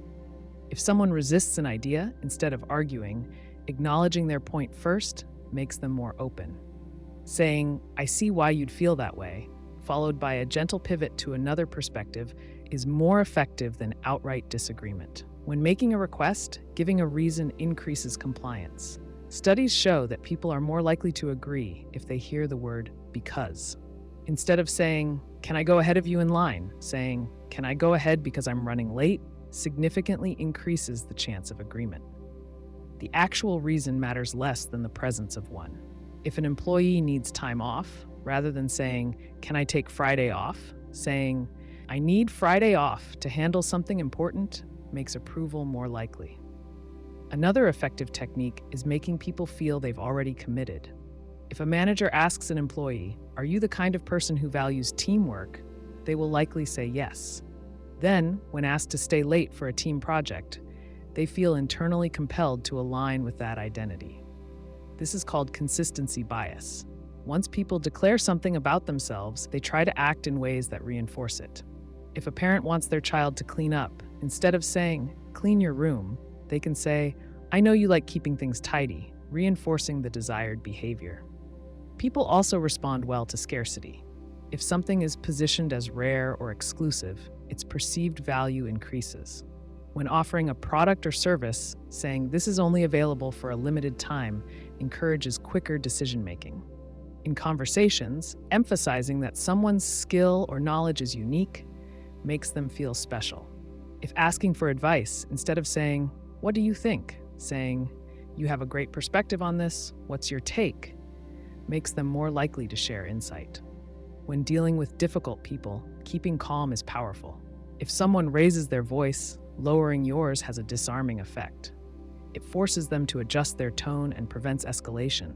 Intense discussions, responding with, "I see what you mean," followed by a question shifts the focus from conflict to resolution. If someone insults or criticizes, instead of reacting emotionally, saying, "That's an interesting perspective," neutralizes their attempt to provoke. Giving choices increases compliance. If asking a child to eat vegetables, saying, "Do you want carrots or broccoli?" is more effective than, "Do you want vegetables?" because it removes the option of saying no. In business, rather than asking, "Would you like to sign up?" asking, "Would you prefer the monthly or yearly plan?" guides the person toward a decision. When delegating tasks, saying, "Would you rather handle the report or the client call?" gives the illusion of control while ensuring cooperation. The words used in persuasion shape outcomes. If asking someone to do a favor, saying, "Would you be willing to?" makes it sound voluntary, while "I need you to" creates urgency. If apologizing, saying, "I appreciate your patience," instead of "sorry for the delay," shifts the tone to gratitude rather than guilt. When giving feedback, starting with, "I noticed you do this well," before mentioning areas for improvement makes the person more receptive. If trying to make a strong impression, using a person's name helps. When meeting someone, repeating their name back to them reinforces recognition and makes them feel acknowledged. In conversations, saying, "That's a great point, Alex," is more engaging than "That's a great point." People respond positively to hearing their own name because it feels personal. When handling objections, phrasing matters. Instead of saying, "That's not possible," saying, "Here's what I can do," shifts the focus from denial to a solution. If declining an invitation, "I'd love to, but I already have plans," sounds better than "I can't." When persuading, instead of "You should do this," saying, "One approach that works well is," removes resistance. If trying to reassure someone, "Everything will be fine," can feel dismissive, but "We'll handle this together" feels supportive. If making a request, acknowledging potential hesitation first increases agreement. Saying, "I know this is a big ask, but your input would be invaluable," makes the person more likely to say yes than simply asking. If seeking feedback, "What's one thing I could improve?" gets a better response than "Do you have any feedback?" because it narrows the focus and removes pressure. When leading a conversation, ending with a summary reinforces key points. Instead of, "All right, let's wrap up," saying, "So we've decided to move forward with this approach," solidifies agreement. If giving instructions, saying, "Does that make sense?" invites questions, while "Let me know if you need anything clarified" encourages dialogue without making someone feel uninformed. The way people perceive interactions depends on subtle cues. Making someone feel valued, choosing words carefully, and framing requests strategically can significantly influence outcomes. Whether in work, negotiations, or daily interactions, understanding these psychological principles makes communication more effective and engaging. When you ask someone for something, giving a reason makes them more likely to say yes. Even a simple explanation like, "Because I need to," increases compliance. People respond better when they understand why they should do something. It taps into a natural tendency to look for justification before taking action. Imagine you are waiting in line at a coffee shop. Someone steps in and asks if they can cut ahead. If they simply say, "Can I go in front of you?" most people would say no. But if they add a reason, such as, "Can I go in front of you because I'm late for work?" the chances of success increase. The reason does not need to be strong. Studies have shown that even weak reasons, like, "Can I go in front of you because I need to," still improve compliance. This technique works because people process requests quickly and often accept reasons without fully evaluating them. The brain operates on shortcuts, and a reason triggers an automatic response to comply. This is especially true when the request is small and does not require much effort from the other person. In professional settings, using a reason when making a request can lead to better results. Suppose you need an extension on a deadline. Instead of saying, "Can I have more time?" try saying, "Can I have more time because I need to gather additional data?" The request sounds more reasonable, even if the reason is not particularly strong. The key is that you are providing an explanation, which makes the request feel justified. Parents use this technique all the time without realizing it. When a child asks, "Why do I have to go to bed?" a parent who simply says, "Because I said so," will likely meet resistance. But if they say, "Because you need rest to feel good tomorrow," the child is more likely to accept the answer. The explanation does not need to be complex. It just needs to exist. This approach is also useful in workplace communication. Suppose you are asking a colleague for help with a project. Saying, "Can you help me with this?" is a basic request. If you add, "Can you help me with this because I am on a tight deadline?" the likelihood of getting help increases. The reason does not have to be elaborate. Just including "because" makes the request more persuasive. Sales professionals and marketers use this principle to influence customers. When selling a product, they do not simply say, "Buy this." They add a reason, such as, "Buy this because it will save you time." Even if the time savings are small, the reason helps justify the purchase. The same principle applies in negotiations. If you are asking for a lower price, saying, "Can you lower the price?" might not work as well as, "Can you lower the price because I'm buying in bulk?" Even if the discount is small, the request feels more reasonable. In personal relationships, giving a reason can make interactions smoother. If you need your partner to take care of a household chore, instead of saying, "Can you do the dishes?" try saying, "Can you do the dishes because I have an early meeting tomorrow?" The added reason makes the request seem more valid and increases the chance of compliance. This technique also applies in customer service. When a representative tells a customer, "We cannot process your refund," the customer is likely to push back. But if the representative says, "We cannot process your refund because it is past the return window," the customer is more likely to accept the response. Even if the rule is rigid, the reason makes the decision feel more legitimate. Teachers use this method to encourage students to follow instructions. Instead of saying, "Turn in your assignments on time," they can say, "Turn in your assignments on time because late work affects your grade." Students are more likely to comply when they understand the reasoning behind a rule. Using reasons is effective in leadership as well. If a manager needs employees to stay late, saying, "We need you to stay late," might lead to resistance.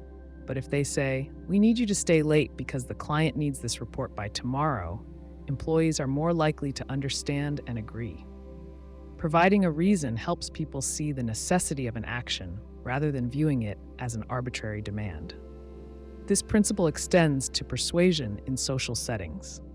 If you are asking friends to try a new restaurant, saying, "Let's eat here," is less convincing than "Let's eat here" because they have great reviews. Even if your friends are indifferent, they are more likely to agree because the reason makes the suggestion feel more thought out. The because strategy also works when declining requests. If you need to say no, providing a reason makes your refusal more acceptable. Instead of saying, "I can't come to the party," saying, "I can't come to the party because I have an early morning," helps the other person understand your decision.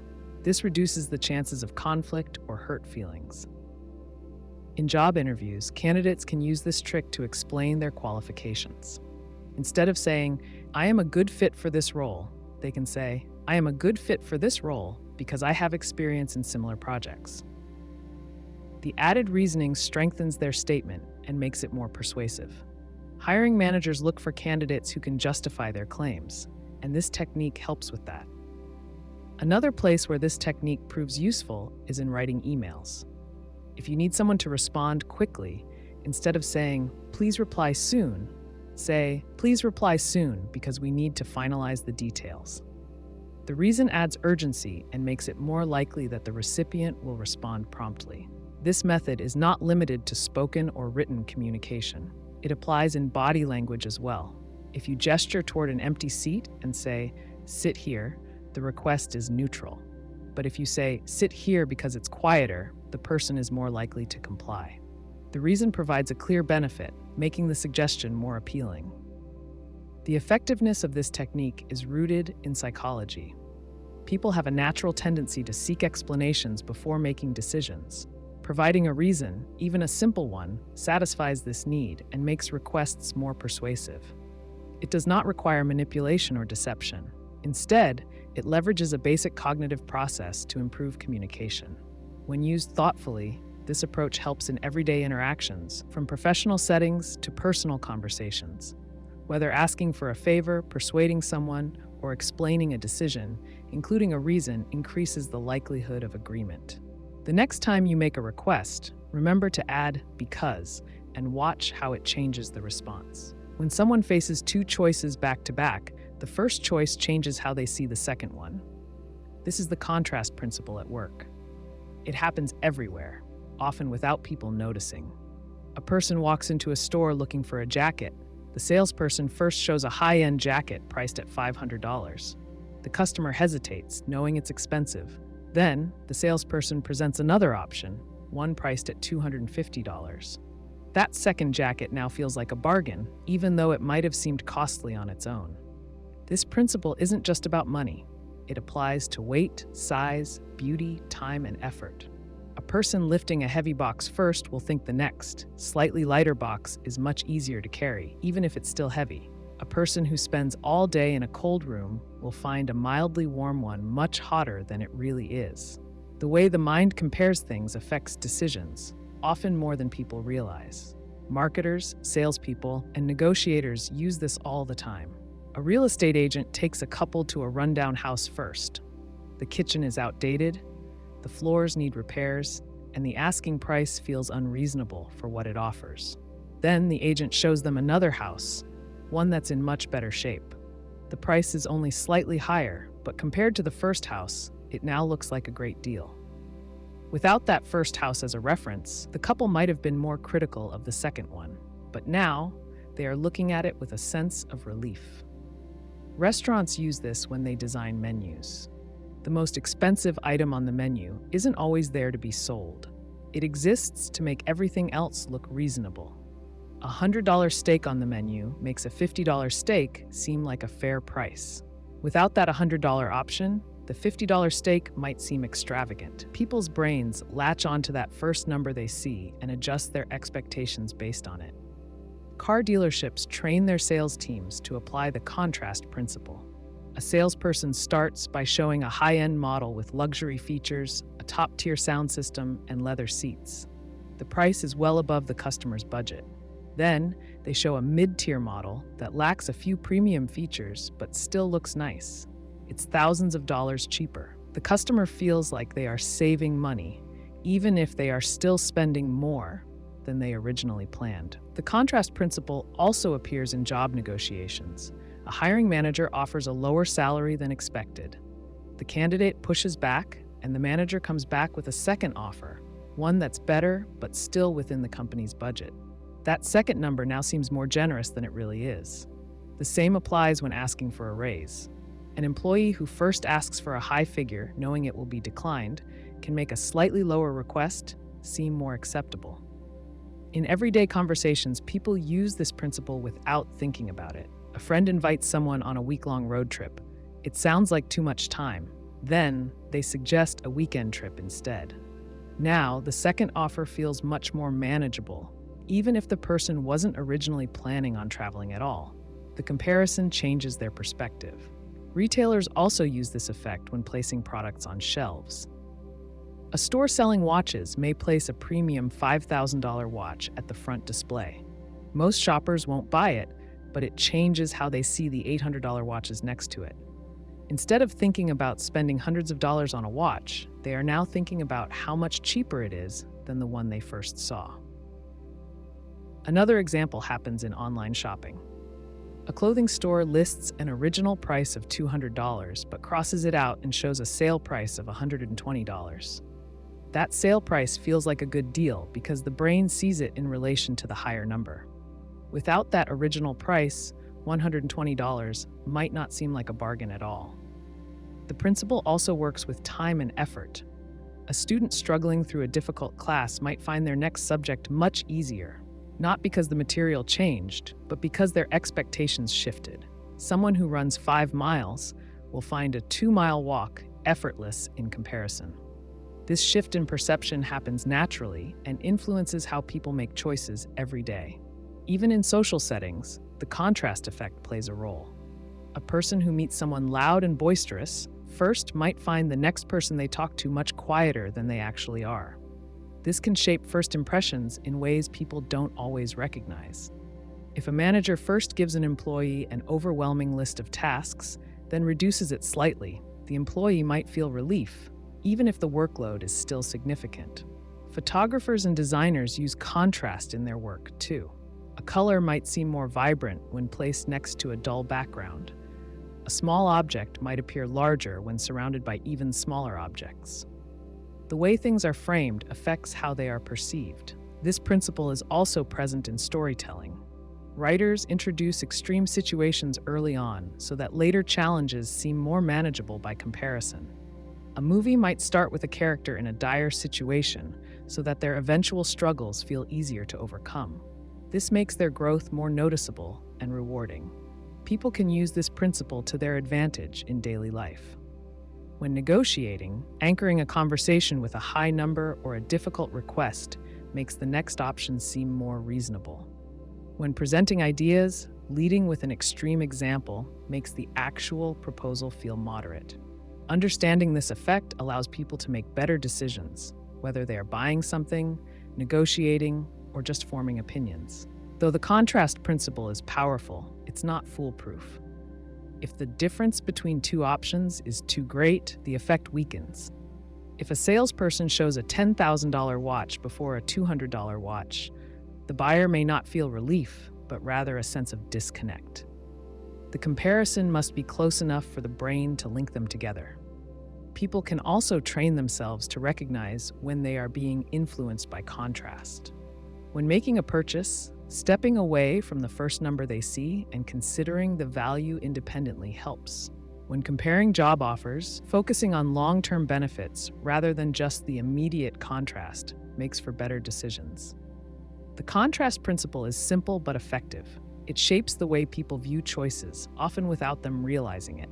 Whether in sales, negotiations, design, or everyday decisions, it plays a role in shaping perception and influencing behavior. People respond more positively when you give them a reason, even if that reason isn't particularly strong.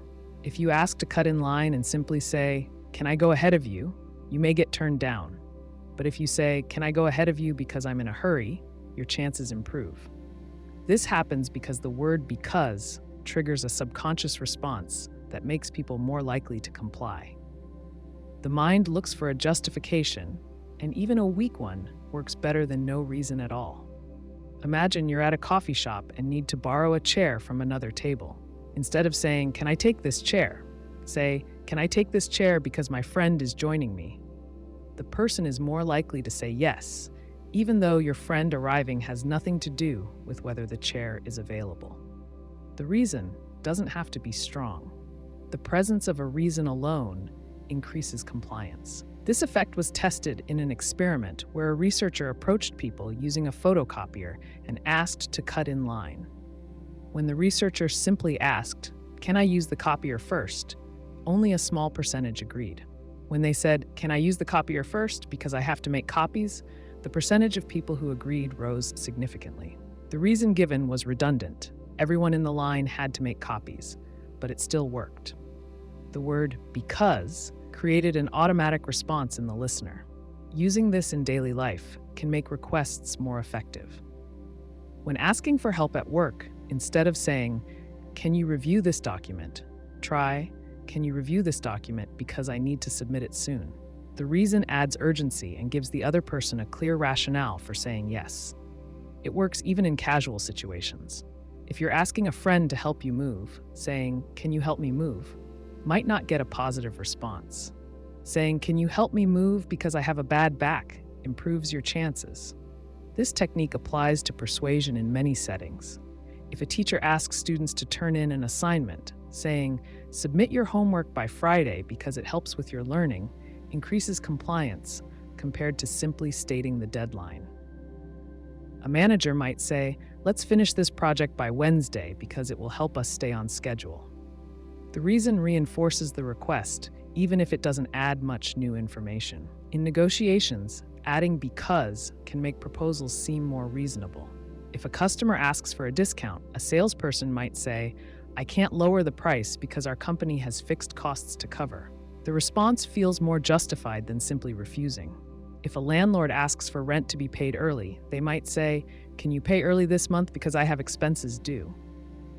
It increases the likelihood of agreement.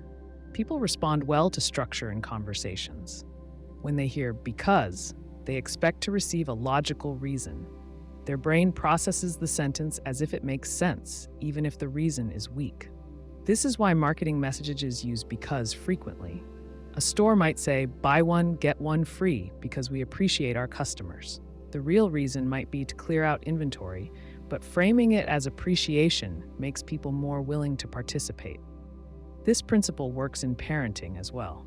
A child is more likely to follow instructions when given a reason. Saying, "Eat your vegetables because they make you strong," is more effective than just saying, "Eat your vegetables." If a parent tells a teenager, "Be home by 10 because I worry about your safety," the teenager may be more willing to listen than if given a curfew without explanation. It also applies in leadership. A team leader asking employees to attend a meeting might get a better response by saying, "Please join this meeting because we need everyone's input on the project." The reason creates a sense of purpose. If a coach tells an athlete, practice harder because you have potential to win, the message feels more personal and motivating. Even in customer service, adding because improves outcomes. If a support agent tells a customer, we can't process this refund, it sounds dismissive. Saying, we can't process this refund because it falls outside the policy, provides a rationale. The customer may still be disappointed, but they're more likely to accept the decision. If a restaurant denies a request, saying, we can't accommodate that because our kitchen is at full capacity, it softens the rejection. In relationships, providing a reason makes requests feel more reasonable. If one partner asks the other to turn down the volume, saying, can you turn it down, may get ignored. Saying, can you turn it down because I have a headache, is more persuasive. If a friend asks for a favor, adding because makes the request sound less demanding. Saying, can you give me a ride because my car won't start, provides a reason the other person can understand. The technique also works in self-talk. If you need to motivate yourself, saying, I need to finish this task because it will help my career, reinforces your goal. Instead of thinking, I should exercise, say, I should exercise because it keeps me healthy. Giving yourself a reason makes commitment stronger. This effect shows up in public speaking. When a speaker presents an idea, audiences respond better when given a reason. If a politician says, vote for me, the message is weak. If they say, vote for me because I will improve education, the message is stronger. If a charity asks for donations, saying, donate today, isn't as powerful as donate today because your support helps families in need.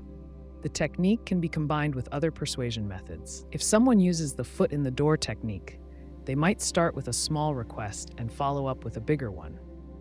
Adding because to the bigger request increases the chance of compliance. If a fundraiser asks, would you sign this petition? And then later asks for a donation, saying, can you donate because every dollar makes a difference? Strengthens the appeal. Even in conflict resolution, because helps. If two people disagree, one might say, I see your point, but I disagree. That can feel dismissive. Instead, saying, I see your point, but I disagree because I think we should consider another perspective, makes the response sound more thoughtful. If a manager gives negative feedback, saying, this needs improvement, may sound harsh. Saying, this needs improvement because clarity is important for the team, makes the feedback more constructive. When declining requests, because makes refusals easier to accept. If someone asks you to lend money, saying, I can't right now, may seem cold. Saying, I can't right now because I have my own expenses coming up, provides a reason that makes it less personal. If a coworker asks for help and you're too busy, saying, I can't help today because I have a deadline, makes the refusal feel more reasonable. This principle is useful in job interviews. When answering questions, giving a reason strengthens responses. If an interviewer asks why you want the job, saying, I want this job because I'm passionate about the industry, sounds more compelling than I want this job. If they ask why you left a previous role, saying, I left because I wanted to develop new skills, provides a clear rationale. Using because consistently makes conversations smoother, requests more persuasive, and refusals more acceptable. The next time you need something, add a reason. It works because people respond better when they understand why. People often hesitate before making a decision. They weigh their options, consider alternatives, and delay taking action. This hesitation is natural, but it can prevent people from committing to something that could benefit them. A simple way to encourage action is by creating a time constraint. When people believe an opportunity is limited, they are more likely to act quickly. Scarcity makes things feel more valuable. If something is always available, there is no urgency to get it now. But if the chance might disappear, people feel a push to act. Imagine a person walking through a store, browsing items without a plan to buy anything. They see a sign that says, "Sale ends today." Suddenly, the same items that didn't seem urgent now demand attention. The person starts considering whether they should buy now to avoid missing out. The thought of losing a deal changes their mindset. They may not have planned to purchase anything, but now they feel compelled to do so. This effect works because of how the brain processes decision-making. When there is no deadline, the brain assigns a low priority to making a choice. It assumes there is always time to decide later, but when there is a clear endpoint, the brain perceives a loss if no action is taken. Losing out feels worse than making a decision, so people move forward. This is why retailers, event organizers, and service providers often emphasize limited time offers. They understand that people respond to deadlines. This principle applies in many situations beyond sales. A person inviting a friend to dinner might say, "We're going to this restaurant tonight.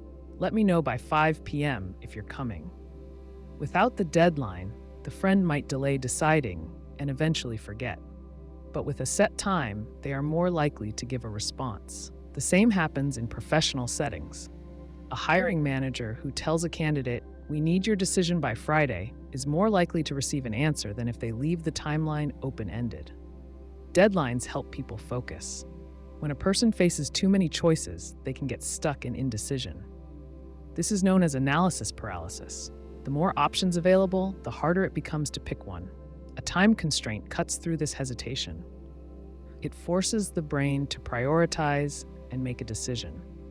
Consider someone thinking about joining a gym. They have been considering it for months but haven't taken action. Then they see a promotion. Join by Sunday and get a free personal training session. Suddenly, they feel the need to decide. The free session isn't the main reason they wanted to join, but the deadline makes them act. Without it, they might continue delaying. Businesses use this technique in many ways. Airlines show limited seats available to push people into booking. Subscription services offer discounts for signing up within a short window. Event tickets come with early bird pricing that disappears after a set date. These tactics work because they frame the decision as urgent. This approach isn't just useful for businesses. It can help in personal interactions as well. A parent trying to get a child to clean their room might say, "You have until noon to clean up. After that, no screen time today." The child, knowing there is a consequence, is more likely to act. A teacher assigning a project might set a deadline that encourages students to start sooner rather than later. In both cases, the time limit makes the task feel immediate. Time constraints also influence how people perceive value.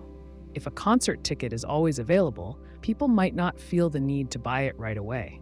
But if they know tickets will sell out soon, they feel pressure to secure their spot. This is why flash sales and exclusive offers drive engagement. People don't want to miss out. This effect plays a role in social dynamics too. When a person expresses interest in someone but never makes a move, the opportunity may slip away. But if they say, "Let's go out this weekend.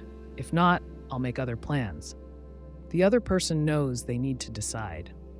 Without a time limit, there is no urgency.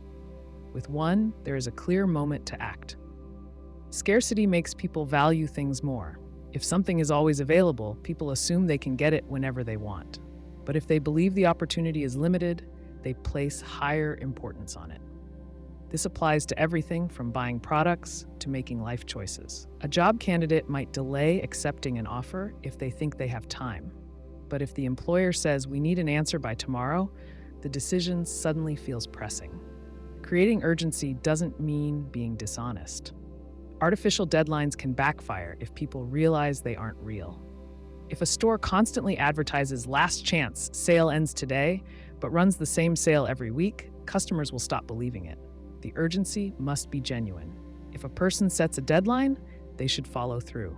This builds credibility and ensures that people take the time constraint seriously. In social settings, this technique can help with planning. A group of friends might struggle to pick a time to meet because everyone is waiting for others to decide. But if someone says, "We're meeting at 7 p.m., let me know if you're in by 5 p.m., the group is more likely to finalize plans. Without a set time, decisions drift. In education, time constraints encourage productivity. A student who has months to finish a project might procrastinate. But if a teacher breaks the project into smaller deadlines, the student stays on track.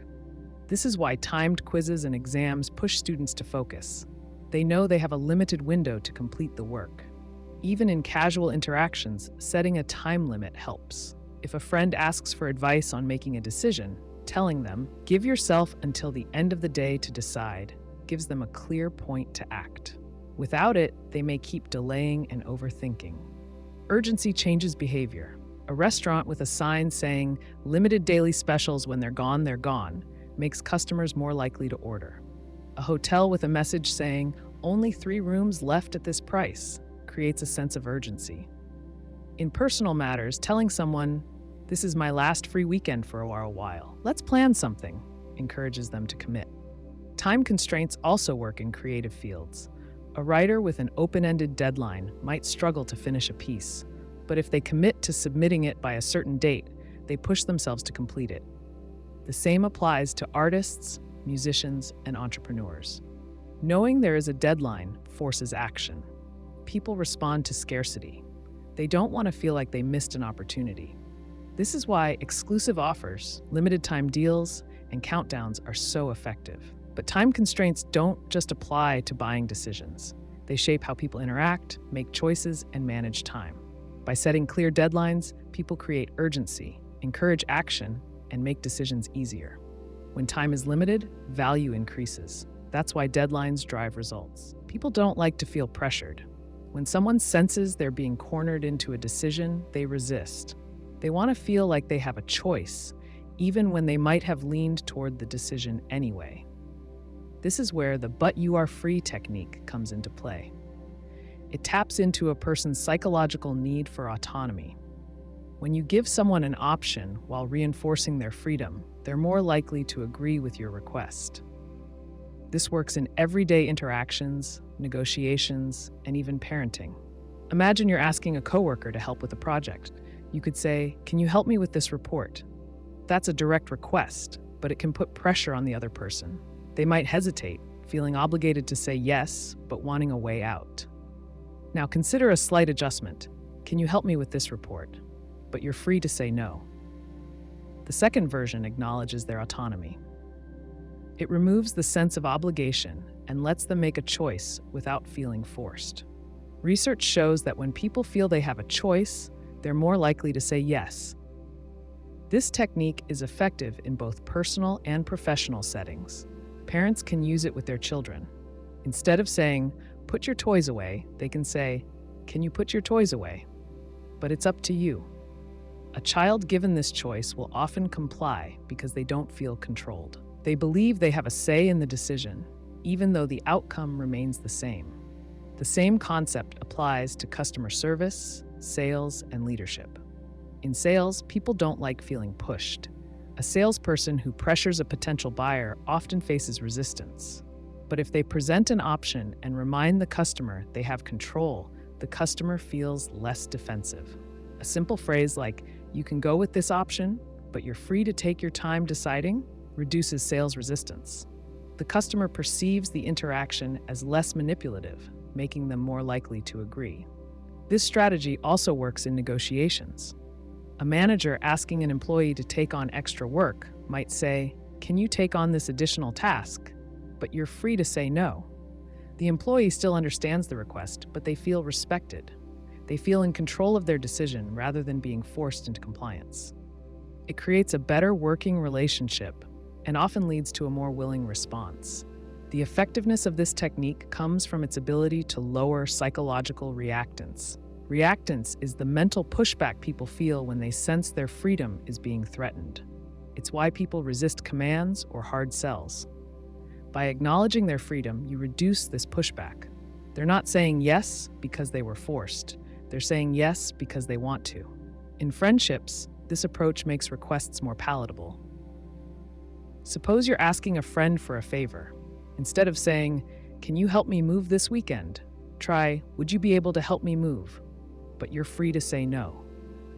The second phrasing makes it easier for them to agree without feeling pressured. If they truly can't, they won't feel guilty declining. If they can, they'll be more likely to help because the request felt respectful. This principle extends to online interactions. Content creators, marketers, and influencers often ask people to subscribe, like, or follow. A typical request might say, "Subscribe for more content." A slight tweak to "subscribe if you want, but you're free to choose" lowers resistance. People feel less like they're being told what to do. They're making the choice themselves, which increases engagement. The "but you are free" technique also works in apologizing or making amends. Suppose you need to make up for a mistake. Instead of saying, "Please forgive me," try, "I hope you can forgive me, but I understand if you don't." The latter acknowledges their autonomy. It shows you respect their right to make a decision without pressure. This makes the apology more genuine and more likely to be accepted.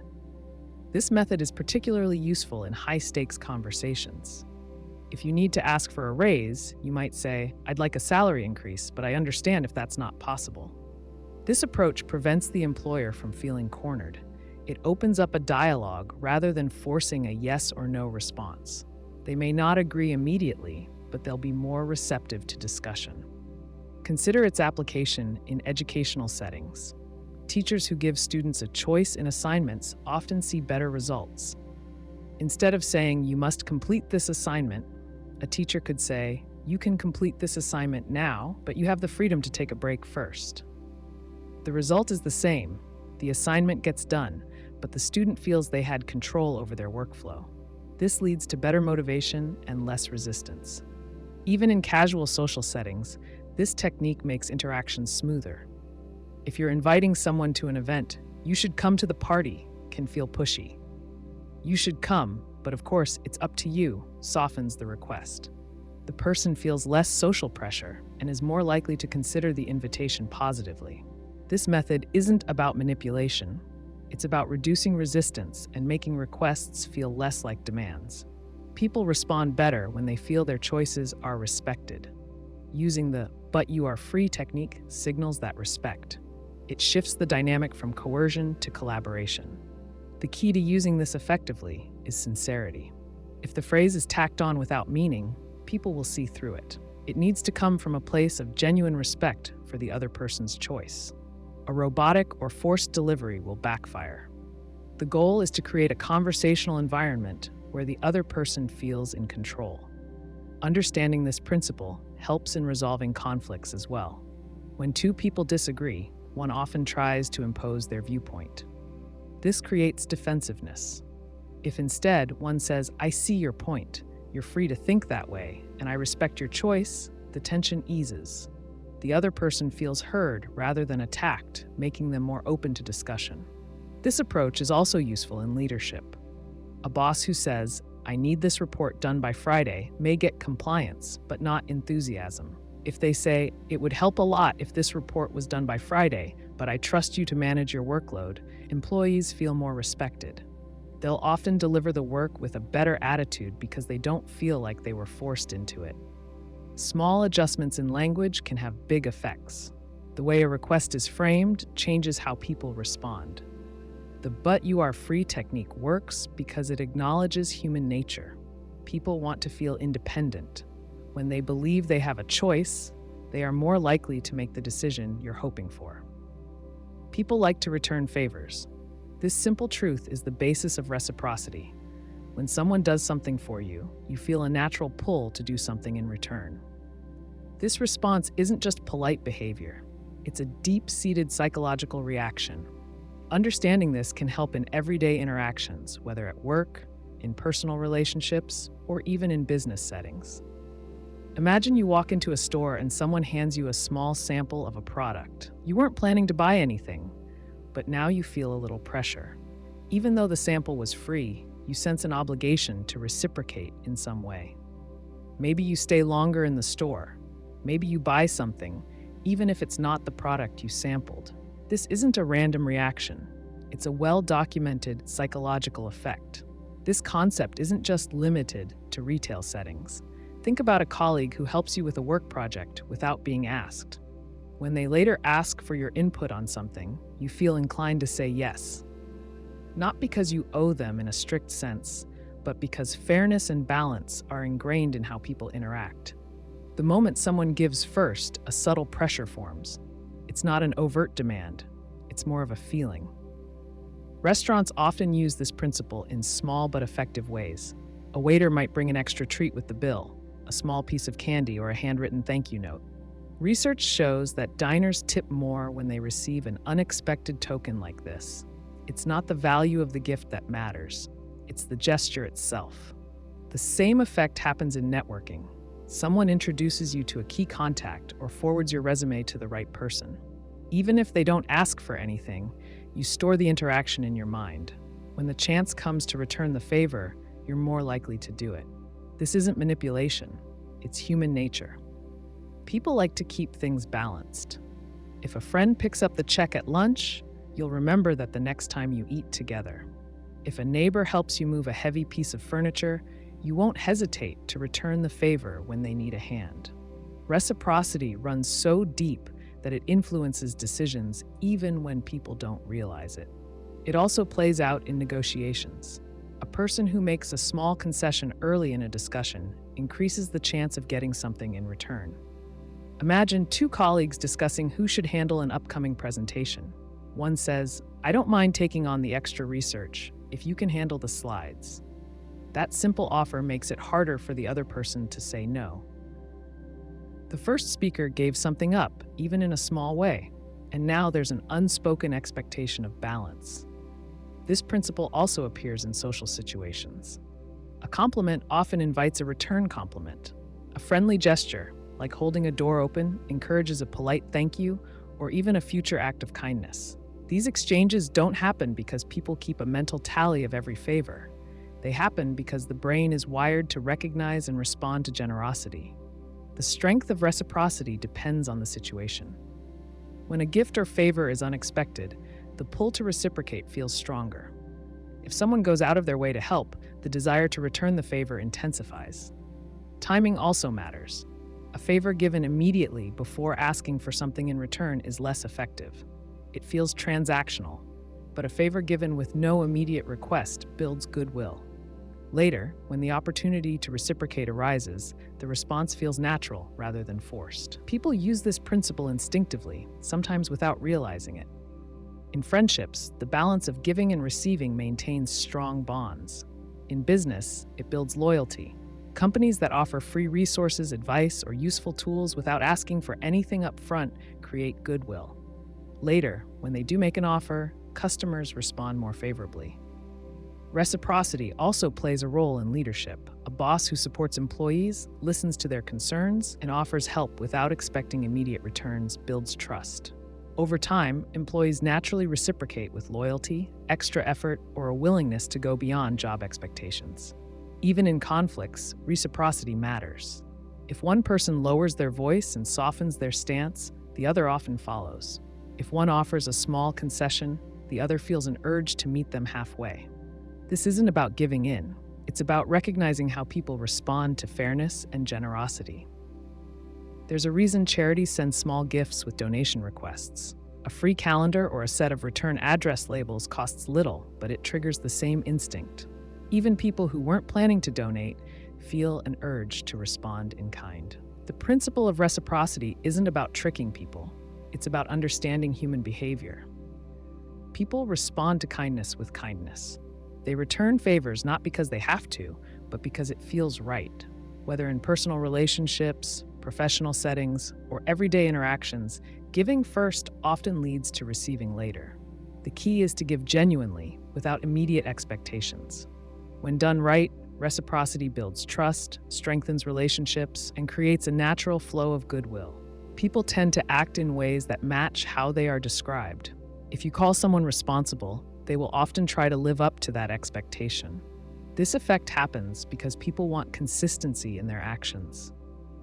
When they hear a label that describes them in a positive way, they unconsciously adjust their behavior to align with it. Imagine a teacher tells a student, "You are a great problem solver." The student might not have thought about themselves that way before, but after hearing it, they start paying more attention to problem-solving tasks.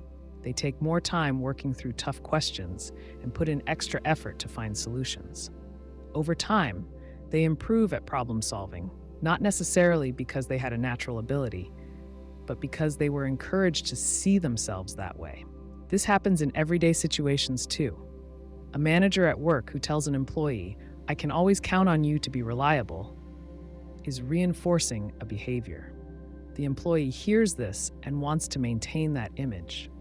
Even if they weren't particularly focused on being reliable before, they now feel like it's an important part of who they are. They may start showing up earlier, double-checking their work, and being more responsive in meetings. The labeling effect doesn't need to come from someone else. People label themselves all the time. If someone says, "I'm bad with names," they reinforce that belief. The next time they meet someone, they don't try as hard to remember the name because they assume it's just part of their personality. But if that same person starts saying, "I'm good at remembering names," they may begin to pay closer attention during introductions. They might repeat the name in their head or use memory tricks to recall it later. Even if they weren't naturally skilled at it before, they start acting in ways that make the label true. Parents use this technique with children, often without realizing it. If a child is told, "You are very kind to your little brother," they are more likely to continue showing kindness. If a parent instead says, "You're always fighting with your brother," the child may feel like that behavior is expected of them. They might not see a reason to change because they believe that's just who they are. A similar thing happens in friendships. If a friend says, "You always know how to cheer people up," the person hearing that is more likely to take on the role of being the one who lifts others' spirits.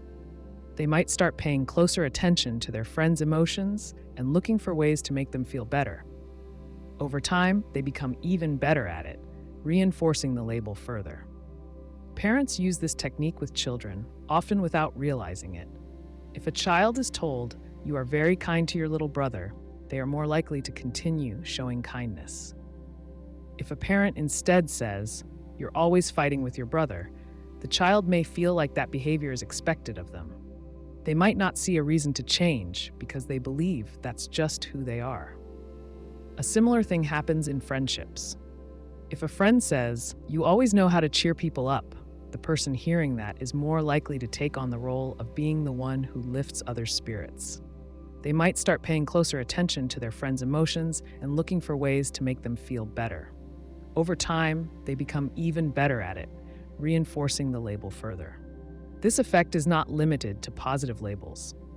Negative labels can shape behavior just as strongly. A student who constantly hears, "You're not good at math," may stop trying in math class. They assume there's no point in putting in the effort because they believe their ability is fixed. The same is true for adults. If an employee is told they aren't leadership material, they may stop stepping up in meetings or taking on extra responsibilities. The label affects how they see themselves and, in turn, how they act. People are also influenced by labels in group settings. If a sports team is known for being disciplined and hardworking, individual players often adopt that mindset. They push themselves harder in practice because they want to maintain the team's reputation. On the other hand, if a workplace has a reputation for being lazy or unmotivated, new employees may adopt that attitude, even if they were hardworking before. They adjust their behavior to match the label associated with the group. Marketers and advertisers use this effect to influence consumer behavior. A company might tell customers, "Smart shoppers choose this brand." People who want to see themselves as smart shoppers may be more likely to buy the product. If a fitness brand says, "Our customers are dedicated to their health," it reinforces that identity. Someone who buys from that brand may feel more committed to working out, not just because of the product itself, but because they now associate themselves with that group. This effect can also be seen in political and social movements. If a person is told, "You are an environmental advocate," they might start making more eco-friendly choices. They could begin recycling more, reducing plastic use, or supporting green policies. Even if they weren't heavily involved in environmental issues before, the label encourages them to take actions that align with it. Labels are not always given through words. Body language and actions also send strong signals. If a coach consistently gives extra responsibility to a player, that player may start to see themselves as a leader on the team. If a boss always asks a particular employee for advice, that employee may begin to feel like an expert in their field. These nonverbal labels shape how people view themselves just as much as spoken words. The effect works best when the label is believable. If someone who has never cooked a meal is told they are an amazing chef, they won't believe it, and it won't change their behavior. But if they are told, "You have a great sense of taste, you notice small flavors that others miss," they might feel encouraged to explore cooking more. They may start paying closer attention to flavors when they eat and gain confidence in the kitchen over time. One reason this effect is so powerful is that people want to avoid cognitive dissonance. If someone believes they are generous, but they refuse to help a friend in need, they feel a mental conflict. To resolve that discomfort, they are more likely to act in ways that match the label. This is why reinforcing positive behaviors through labeling can be so effective. If a person believes they are hardworking, they will avoid being lazy because it doesn't fit with their self-image. This effect can be used to shape habits and self-improvement.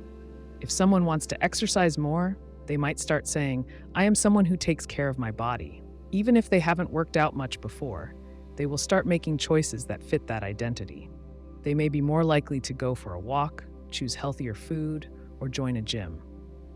Over time, these small actions reinforce the label, making it feel more natural. Teachers, coaches, parents, and managers can all use this effect to bring out the best in others. When someone is struggling with confidence, giving them a positive label to live up to can shift their mindset. Instead of just saying, "Try harder," telling them, "You have a great work ethic," might motivate them to prove it true. People also apply labels to others based on past behavior. If someone was quiet in one meeting, their coworkers might start seeing them as shy. If they make a mistake, they might be seen as careless. These labels can be limiting if they don't reflect the full picture. Someone who is labeled as shy may struggle to break out of that role, even if they want to. This is why being mindful of the labels we place on others is important. Even subtle shifts in wording can make a difference. Saying, "You are a reader," instead of "You read a lot," creates a stronger identity. Instead of "You helped clean up," saying "You're always so helpful" makes the behavior feel like a core trait. These small changes reinforce behaviors and encourage people to continue them. The way people see themselves influences their choices, and those choices reinforce their self-image. By being intentional with the labels we give ourselves and others, we can encourage positive behaviors and create lasting change. People connect when they go through similar challenges. It happens in workplaces, friendships, families, and even among strangers. Facing obstacles together creates a natural bond. When two or more people share a struggle, they build trust without needing to force it. They start seeing each other as allies instead of just acquaintances. Imagine a new employee starting a job at a high-pressure company. On the first day, they feel overwhelmed. A coworker pulls them aside and says, "I remember my first week here. I felt like I was drowning, but it gets easier." That moment of honesty creates an immediate sense of connection. The new employee feels less alone. The coworker, by revealing their own past struggle, becomes more relatable. This happens in friendships as well. Two people meeting for the first time might struggle to find common ground. Small talk feels forced. Then, one of them mentions moving to a new city and how hard it was to adjust. The other person responds, "I moved last year. It was tough at first." In that moment, they shift from polite conversation to a real connection. They now share an experience that makes their interaction feel more meaningful. Shared struggles show up in families too. A parent raising a teenager often faces daily challenges. If they talk to another parent going through the same thing, they don't feel as isolated. They swap stories, give each other tips, and laugh about the frustrations. The simple act of knowing someone else understands builds trust. It's not about solving problems. It's about knowing someone else is in it with you. Workplaces thrive when employees share challenges. A team working on a difficult project bonds over late nights and tough deadlines. When people experience stress together, they develop a stronger connection. They rely on each other, knowing they all want the same outcome. A manager who acknowledges the struggle and participates earns respect. If a leader says, "I know this is tough, but we're in it together," employees feel more motivated. They stop seeing leadership as separate from their own struggles. Historical events prove how powerful shared struggle can be. Soldiers who serve in combat form unbreakable bonds. They rely on each other in ways others can't understand. The experience of facing danger together creates lifelong loyalty. Even after war, many veterans stay connected because of what they endured together. This concept extends to protests, movements, and crises. People who go through difficult times as a group build a lasting connection. Surviving a natural disaster, fighting for the same cause, or enduring financial hardship alongside others fosters unity. Relationships benefit from recognizing shared struggles. Couples who face challenges together grow closer. If one person loses a job, both feel the impact. If they acknowledge that and support each other, they strengthen their relationship. Saying, "We'll figure this out together," changes the experience. Instead of feeling alone in their stress, they know they have a partner who understands. Sports teams use shared struggle to their advantage. Training is tough. Coaches push players past their limits. But those struggles build a sense of unity. Athletes who endure pain and exhaustion together develop trust. They learn to depend on each other. A team that suffers through hard work becomes stronger. Players remember who was with them during those difficult moments. The stronger the struggle, the deeper the bond. Companies that recognize this can improve employee loyalty. Work doesn't have to be a constant struggle, but acknowledging tough times matters. Employees respect leaders who admit challenges instead of pretending everything is fine.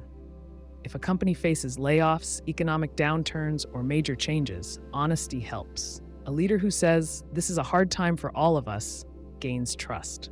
Employees feel like they are part of something bigger, rather than just workers doing a job. Friendships also deepen through adversity. People remember who was there when things were hard. Someone who listens during a breakup or supports a friend through a loss earns trust. They don't have to solve the problem. Just being present creates a bond. That's why people often describe their closest friends as those who were there when I needed them. Shared struggle cements relationships in a way that casual fun never can. Even strangers connect over difficulties. A delayed flight, a long wait in line, or a power outage can bring people together. They joke about the situation, complain together, or help each other out. In those moments, barriers break down. People who might never have spoken otherwise suddenly feel like allies. This concept applies to customer relationships too. Businesses that acknowledge customer struggles build stronger loyalty. A company that admits, "We know this process has been frustrating," earns more trust than one that ignores the problem. Customers appreciate feeling heard.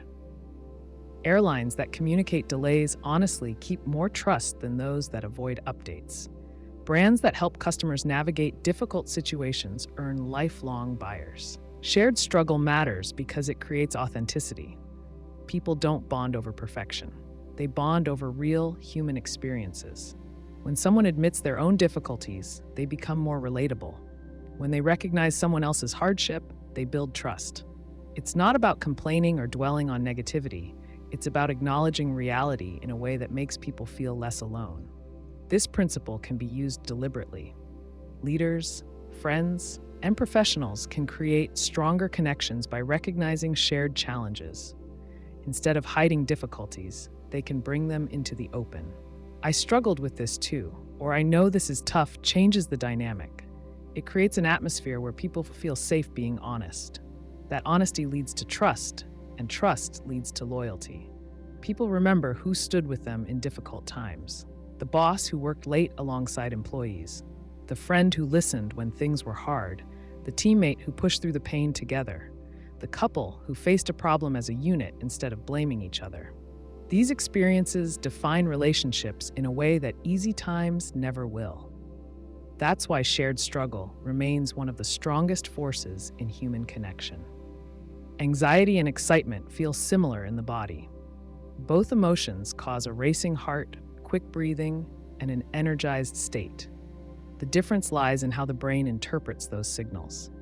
Anxiety focuses on what could go wrong. Excitement focuses on what could go right. By shifting the way you label the feeling, you change how you experience it. Picture a person about to give a speech. Their hands shake, their stomach tightens, their thoughts rush in all directions. If they tell themselves they are nervous, their brain searches for reasons to justify that thought. They might think about how the audience could judge them. They might recall past mistakes or imagine stumbling over their words. Their focus stays on failure. But if they say, "I'm excited," their brain reframes the situation. The same physical sensations now signal eagerness instead of fear. Their focus shifts to the opportunity ahead rather than the risks. This simple shift works because the body doesn't distinguish between anxiety and excitement on its own. It waits for the brain to interpret the sensations. Since both emotions create similar reactions, the brain accepts the new label easily. This is different from trying to go from anxious to calm. Calmness requires a slower heart rate and relaxed muscles. Excitement keeps the energy, but makes it useful instead of overwhelming. Imagine a student preparing for an important exam. They sit at their desk, feeling their pulse speed up as they flip through their notes. If they think, "I'm so nervous," their mind jumps to worst-case scenarios. What if they forget everything? What if they fail? Their stress increases, making it harder to focus. But if they say, "I'm excited to show what I've learned," the same physical energy works in their favor. Their mind shifts from fear to readiness. This approach works in social situations as well. Picture someone heading to a first date. They feel jittery, their palms are sweaty, and they worry about saying the wrong thing. If they frame it as anxiety, they might withdraw or overthink their words. But if they say, "I'm excited to meet this person," the same energy fuels curiosity instead of dread. They become more engaged in the conversation and enjoy the moment. Athletes use this technique before competitions. A runner at the starting line might feel their muscles tense and their heartbeat pound. If they call it nervousness, they risk tightening up and underperforming. But if they call it excitement, they channel the energy into power and focus. Many professional speakers, performers, and high-pressure professionals do the same. They don't try to remove the energy, they use it. Reframing works best when spoken aloud. Saying, "I'm excited," rather than just thinking it reinforces the new perspective. If possible, pairing it with a physical action, like smiling or standing tall, makes it even more effective. The body influences the mind just as much as the mind influences the body. One challenge people face when trying this shift is skepticism. They might think, "But I'm not excited, I'm genuinely terrified." The key is not to lie to yourself, but to redirect the same energy towards something productive. If fear exists, acknowledge it, but don't let it control the narrative. Saying, "I'm excited," is a way to take ownership of the experience rather than being controlled by it. Over time, the brain starts doing this automatically. Someone who regularly reframes anxiety as excitement will build a habit of seeing challenges as opportunities rather than threats. They will face interviews, presentations, and social events with a mindset that fuels action rather than avoidance. Think about job interviews. Many people walk in feeling intimidated. Their hands sweat, their throat dries up, and their thoughts race. If they tell themselves they are anxious, they hesitate. They second-guess their answers. They shrink in their seat. But if they say, "I'm excited to talk about my skills and experiences," they project confidence. Their energy becomes engaging rather than defensive. The same principle applies to negotiations, networking, and any high-stakes conversation. Public speaking is another area where this trick helps. Many people dread standing in front of a crowd. Their body reacts with shaking hands, a tight chest, and a pounding heart. If they tell themselves they are scared, their voice may tremble, and they might rush through their words. But if they say, "I'm excited to share this information," their tone becomes more engaging. Their presence becomes stronger. They use their energy to emphasize points instead of trying to suppress it. This shift is useful in personal life as well. A person waiting for medical test results might feel anxious. Their mind might spin through worst-case scenarios. If they say, "I'm excited to learn more about my health and take control of the situation," they reclaim a sense of power.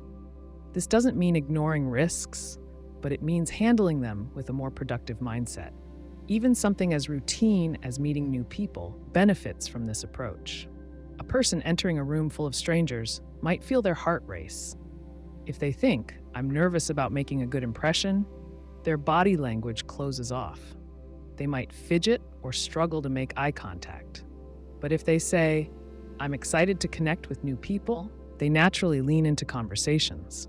They appear open and confident. This mental shift doesn't eliminate fear, but it puts it in perspective. Fear often comes from uncertainty. The brain assumes unknown outcomes are threats, but labeling the same experience as excitement rewires that response. Instead of bracing for failure, the brain starts preparing for success. Reframing anxiety as excitement is not about ignoring real concerns. If a person is unprepared for an exam, no mental trick will replace studying. If a performer hasn't rehearsed, excitement won't fix that. But for situations where the preparation is already in place, shifting the mindset makes all the difference. It helps access the skills and knowledge already present rather than letting fear block them. Over time, this shift can reshape a person's relationship with stress. Instead of seeing nerves as a sign of weakness, they start seeing them as a sign of readiness. This helps not just in individual moments, but in long-term personal growth. Each time someone successfully reframes anxiety as excitement, they reinforce the belief that they can handle challenges. This approach also influences how others perceive a person. Confidence is often misinterpreted as the absence of nerves. In reality, confident people feel the same physical sensations as nervous ones. The difference is in how they interpret them. When someone reframes their energy as excitement, they naturally project enthusiasm. Others see them as composed, capable, and engaging. The language a person uses matters. Saying, "I'm excited" isn't just about positive thinking. It's about directing energy toward a useful outcome. Words shape perception. Perception shapes reality. By choosing how to frame experiences, people take control of their emotions rather than being controlled by them.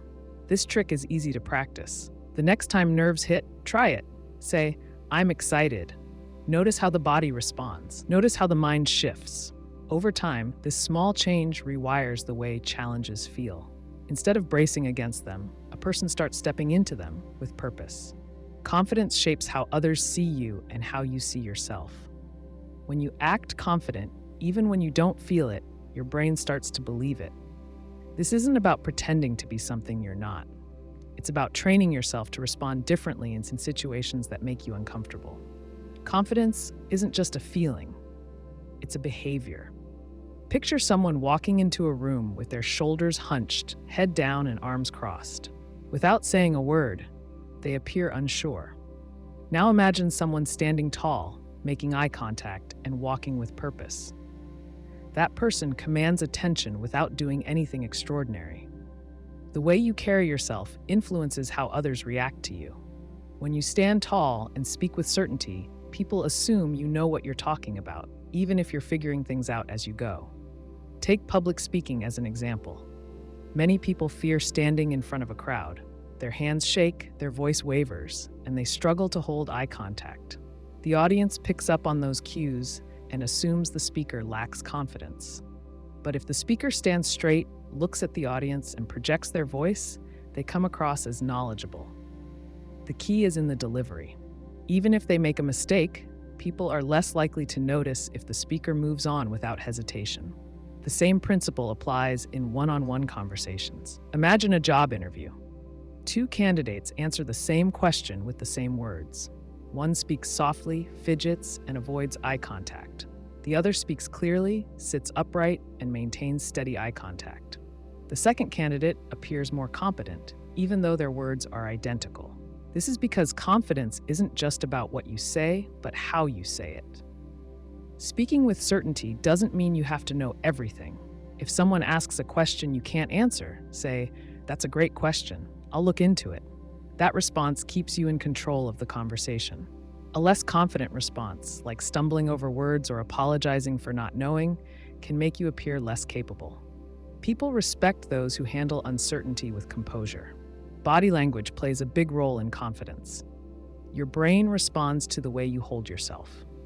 If you sit with your arms crossed and shoulders slumped, you reinforce feelings of insecurity. If you take up space, stand straight, and keep your movements deliberate, your brain starts to associate that posture with confidence.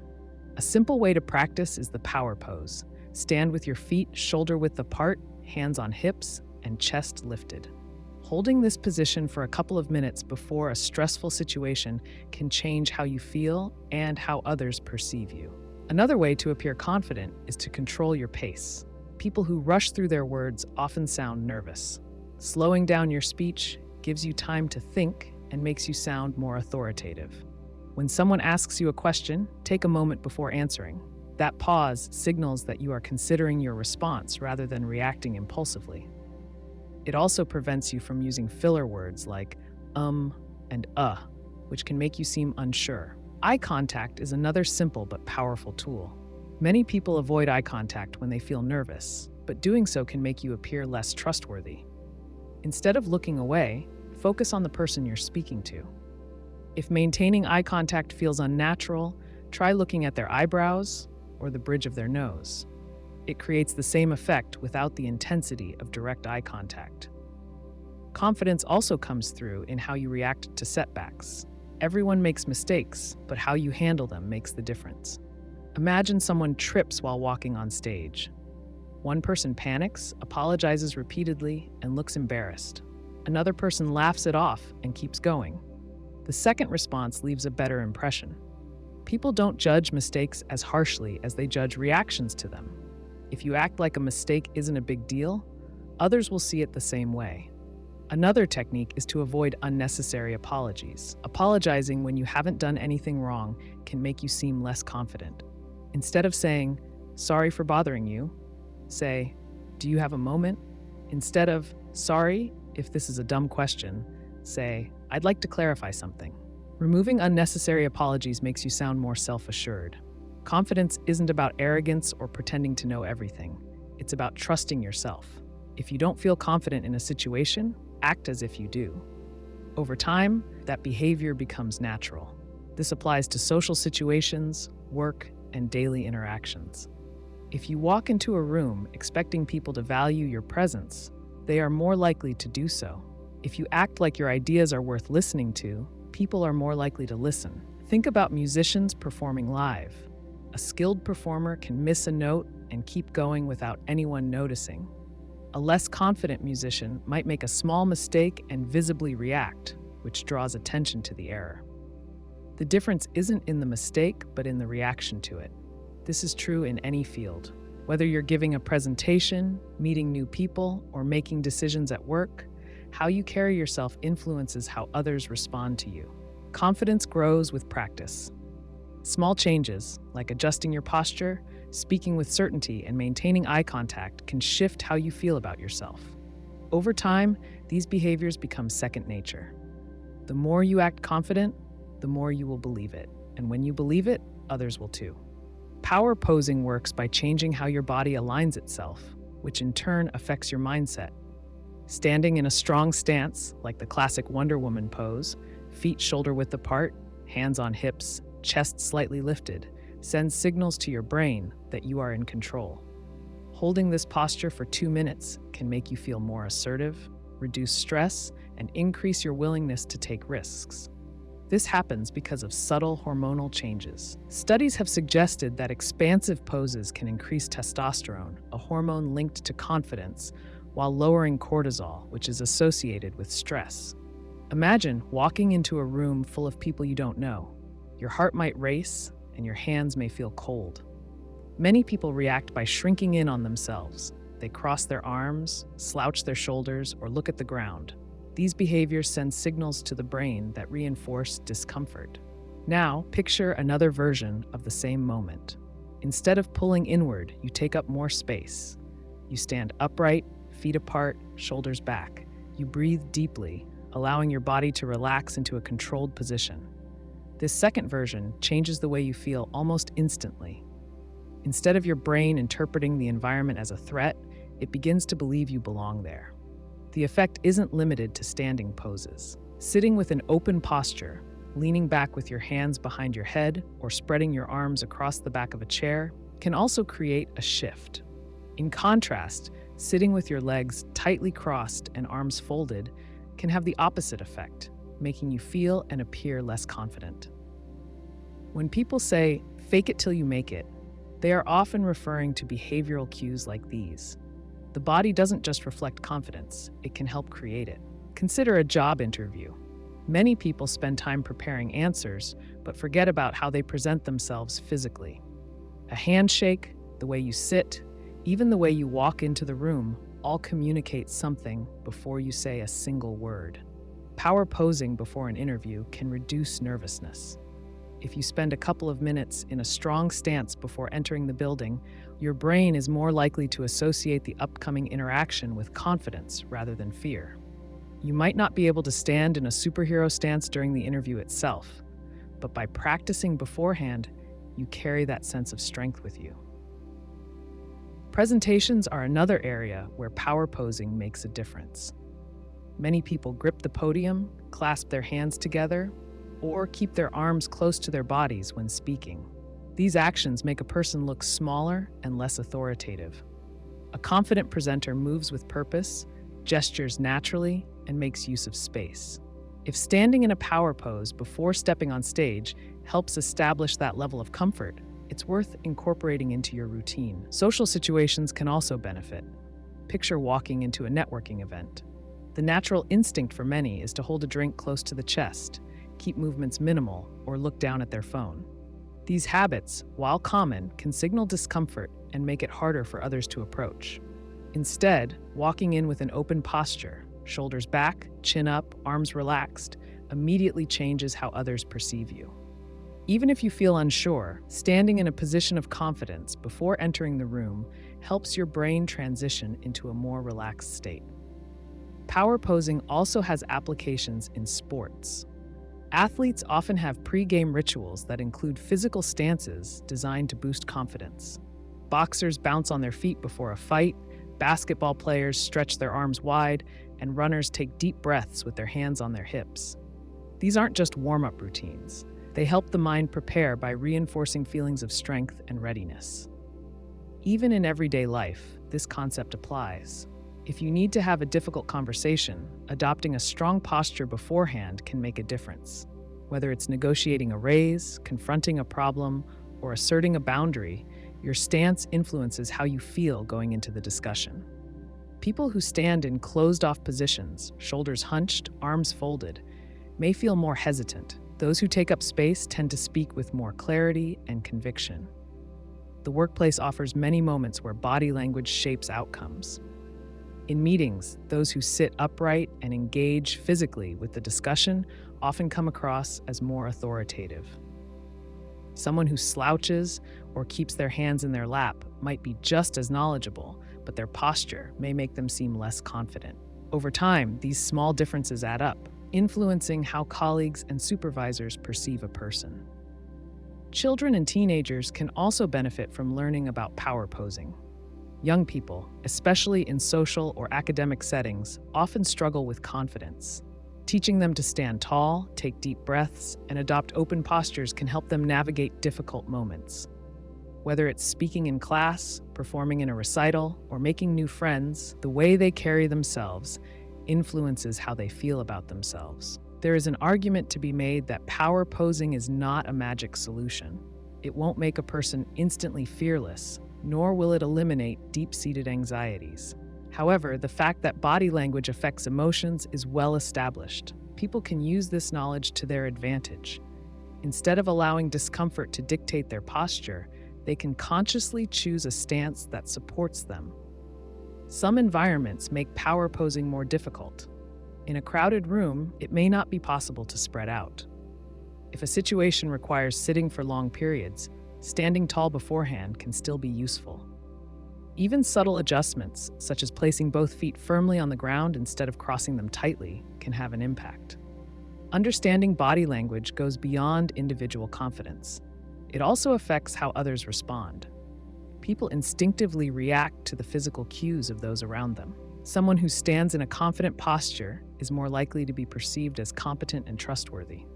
On the other hand, someone who avoids eye contact or hunches their shoulders may be seen as unsure, even if they are fully capable.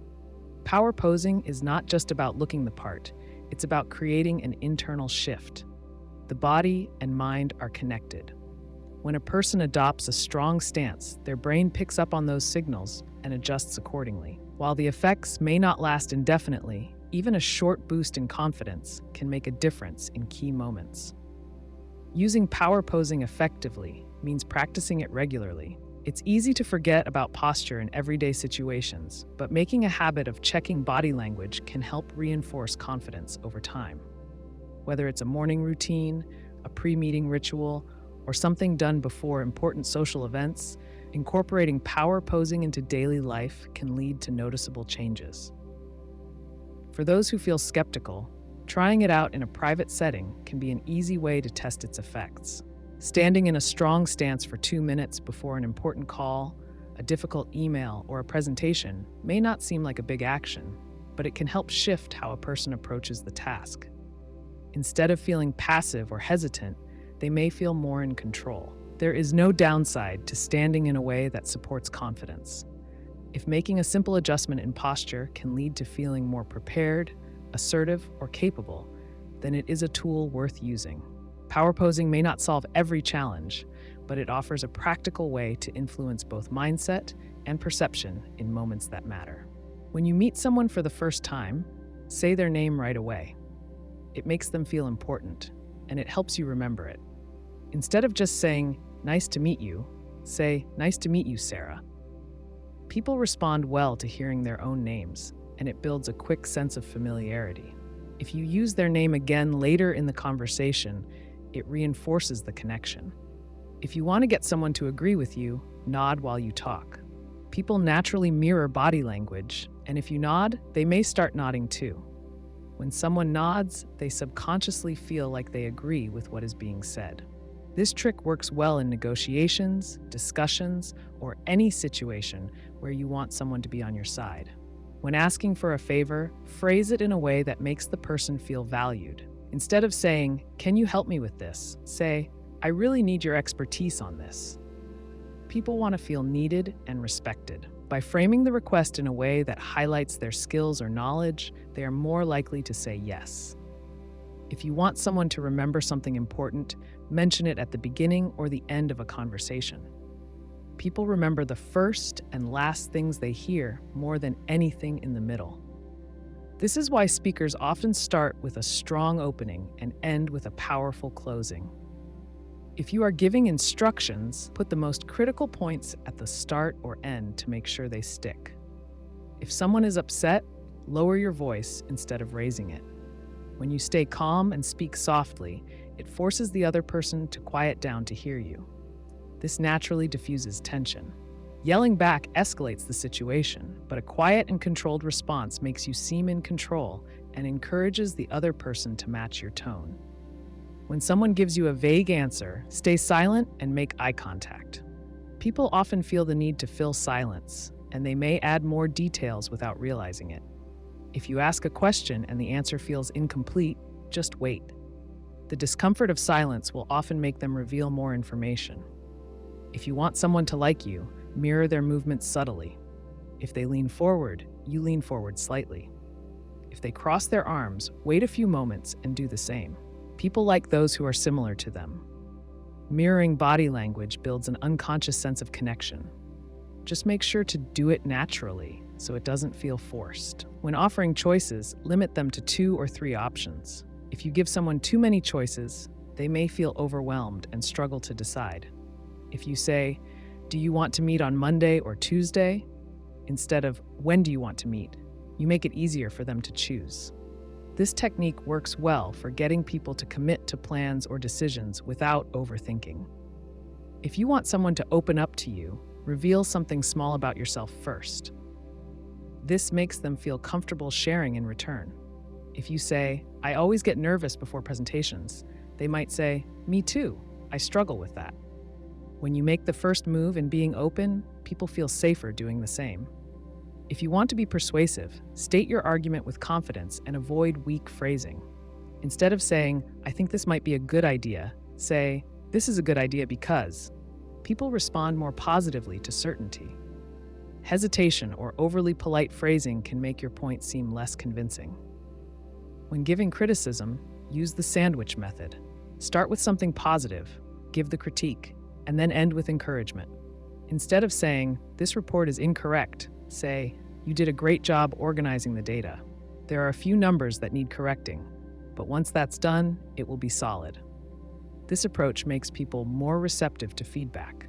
If you want someone to do something for you, give them a reason, even if it's simple. Studies show that when you say, "Can I cut in line because I'm in a hurry?" people are more likely to say yes than if you just ask to cut in line. The reason doesn't have to be strong, just giving one makes people more likely to comply. If you need to remember something important, say it out loud. If you meet someone and repeat their name back to them, you're more likely to remember it. If you are studying, reading things aloud helps reinforce them in your memory. The act of speaking makes the information stick better than just thinking about it. If you want someone to feel close to you, find common ground quickly. People bond over shared experiences, no matter how small. If someone says they love a certain TV show, saying "me too" creates an instant connection. Even small similarities build rapport fast. If you need to calm nerves before a big moment, reframe the feeling. Instead of thinking, "I'm nervous," tell yourself, "I'm excited." The physical symptoms of anxiety and excitement are similar: heart racing, adrenaline pumping, so shifting your mindset can help you feel more in control. If someone is angry with you, acknowledge their feelings before defending yourself. Instead of saying, "You're overreacting," say, "I can see why you're upset." This diffuses tension because people want to feel heard. Once they feel understood, they're more open to discussing the situation rationally.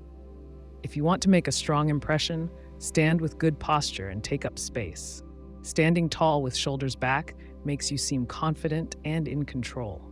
People subconsciously respect those who appear strong and self-assured. Slouching or making yourself small gives the opposite impression. If you need someone to like you, associate yourself with positive experiences. If they always see you when they are stressed, they may link you with negative feelings. But if they see you when they are happy or laughing, they will associate you with good feelings. Timing matters in how people perceive you. If you want to make people feel appreciated, be specific with compliments. Instead of saying, "Good job," say, "I loved how you structured your argument in that presentation."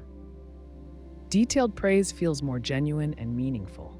It shows that you paid attention and truly appreciate their effort. If you need to break bad news, start with something positive first. Saying, "You've been doing great work lately, and I know you can handle this challenge," softens the impact of bad news. People handle criticism or disappointment better when they feel valued. If you want someone to trust you, match their energy level. If they are speaking softly and calmly, do the same. If they are enthusiastic, reflect that enthusiasm back. People feel more comfortable with those who seem in sync with them. If you want someone to say yes, give them a sense of control. Instead of saying, "You need to do this," say, "You have two options. We can do it this way or that way." When people feel like they have a choice, they are more willing to go along with a decision. It removes resistance and makes them feel empowered rather than pressured. If you want to build a strong connection with someone, make sure they associate you with good feelings. People naturally gravitate toward those who make them feel good.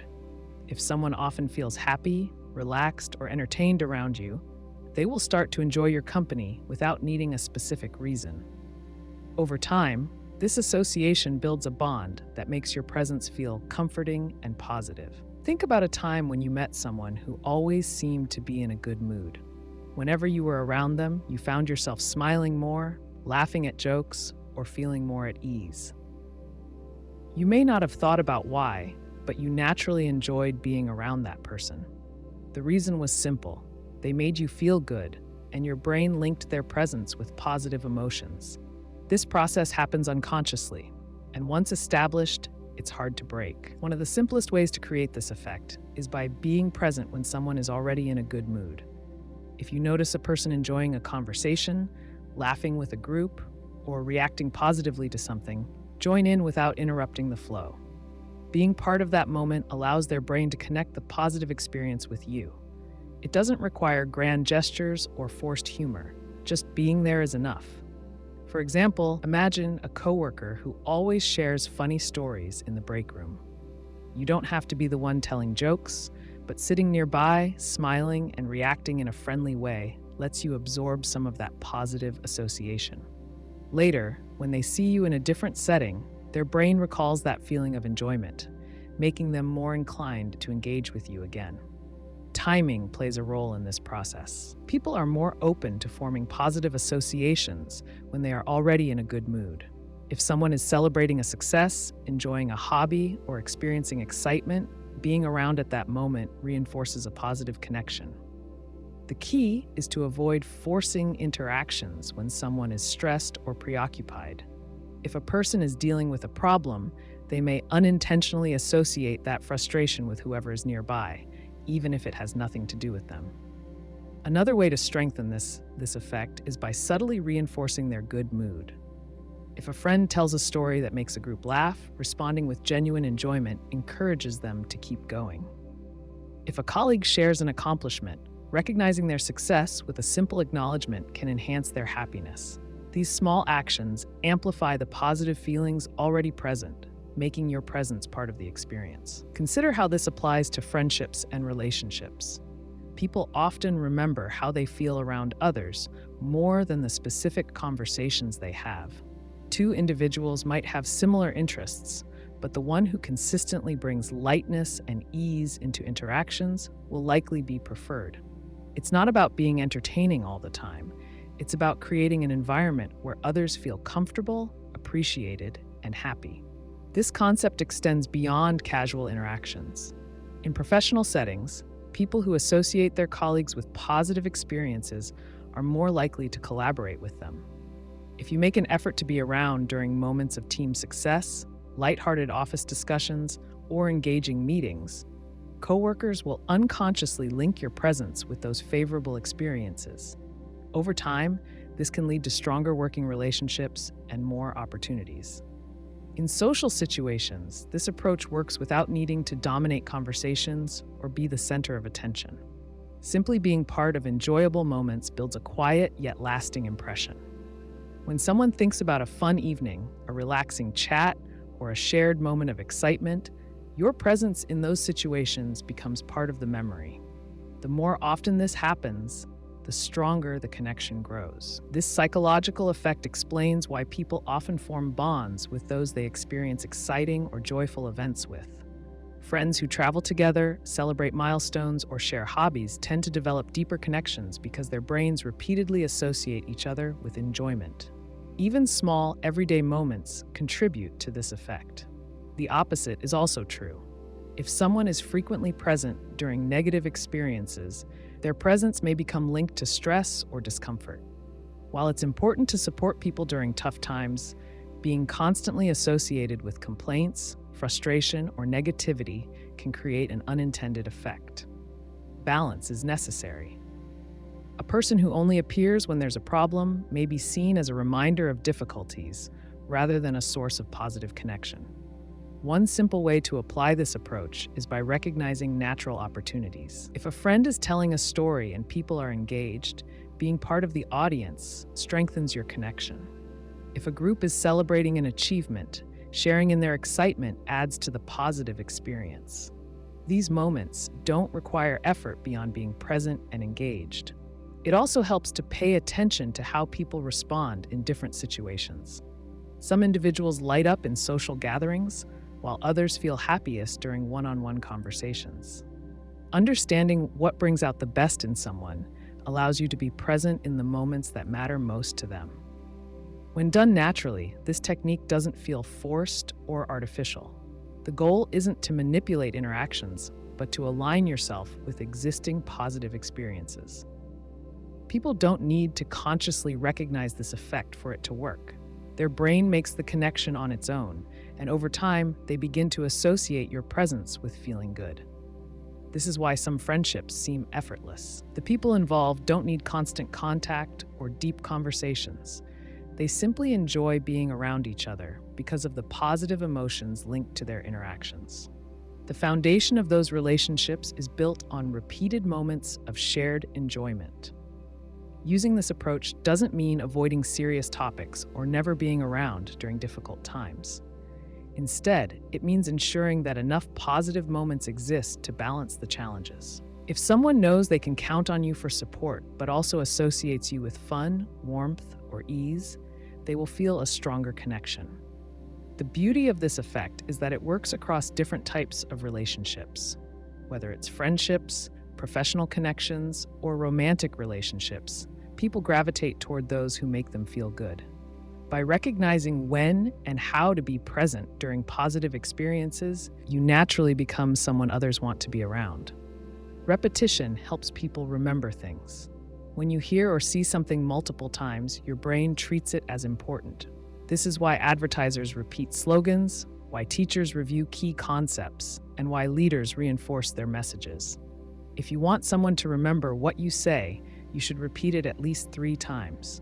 The first time introduces the idea, the second time strengthens it, the third time locks it in place. Each repetition should feel natural and serve a purpose.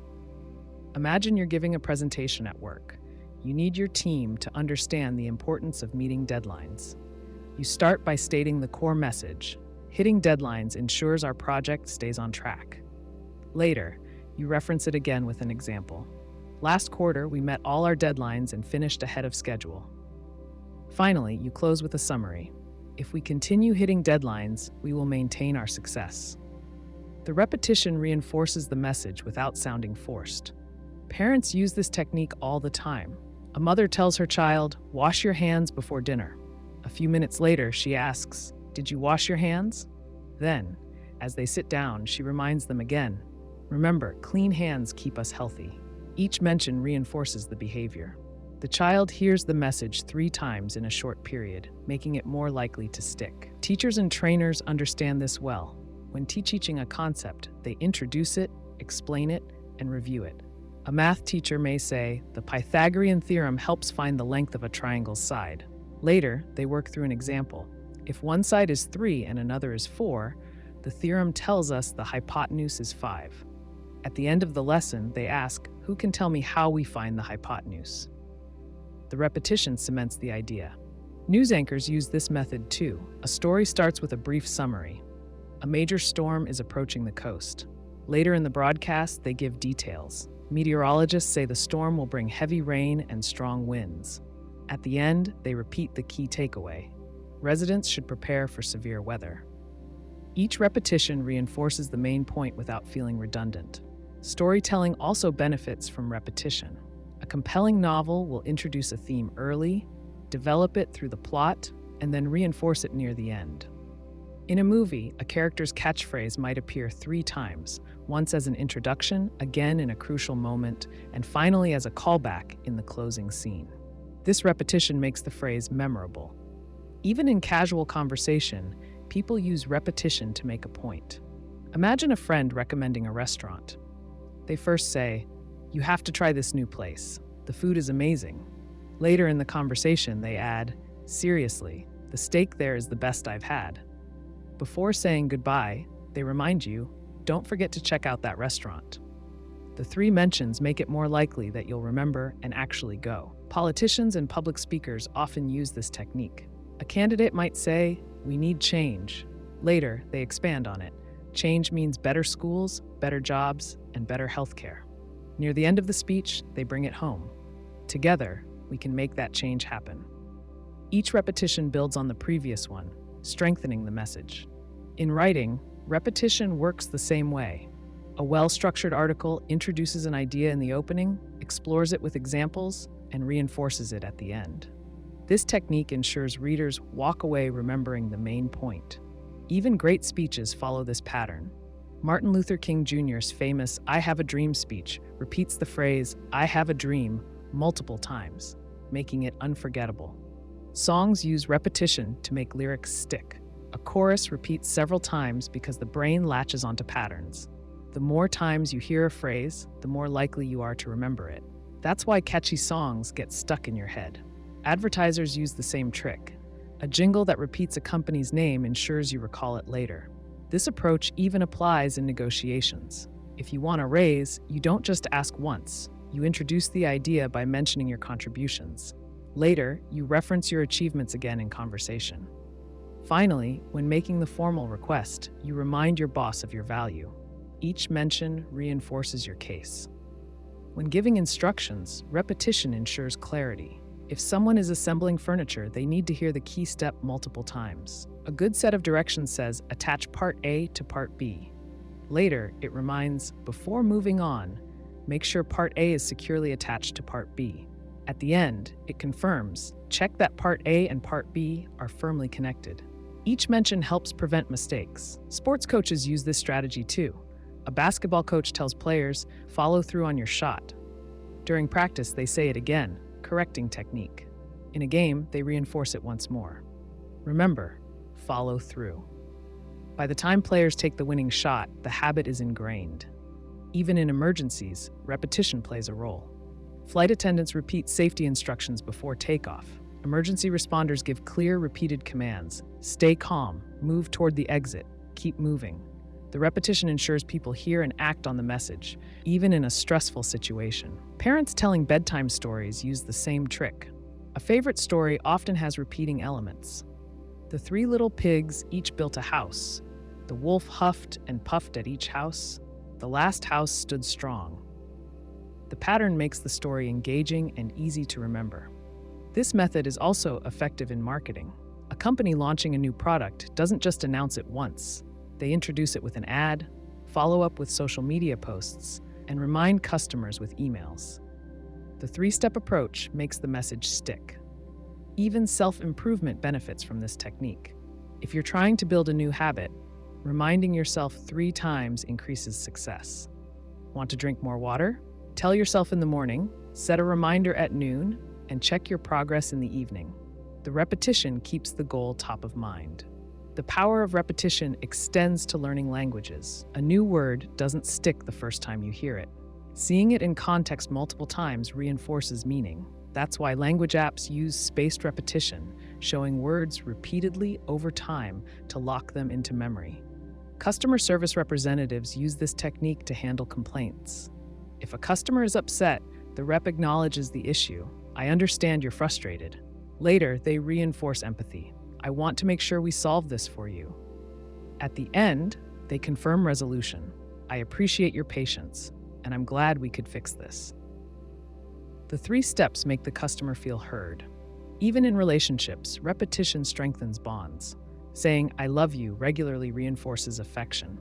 Complimenting a partner's strengths multiple times makes them feel valued. Repeating shared memories strengthens connections. Repetition makes ideas memorable. Whether in speeches, conversations, learning, or persuasion, saying something 3 times ensures it sticks. People remember what they hear repeatedly. If you want someone to retain information, say it again.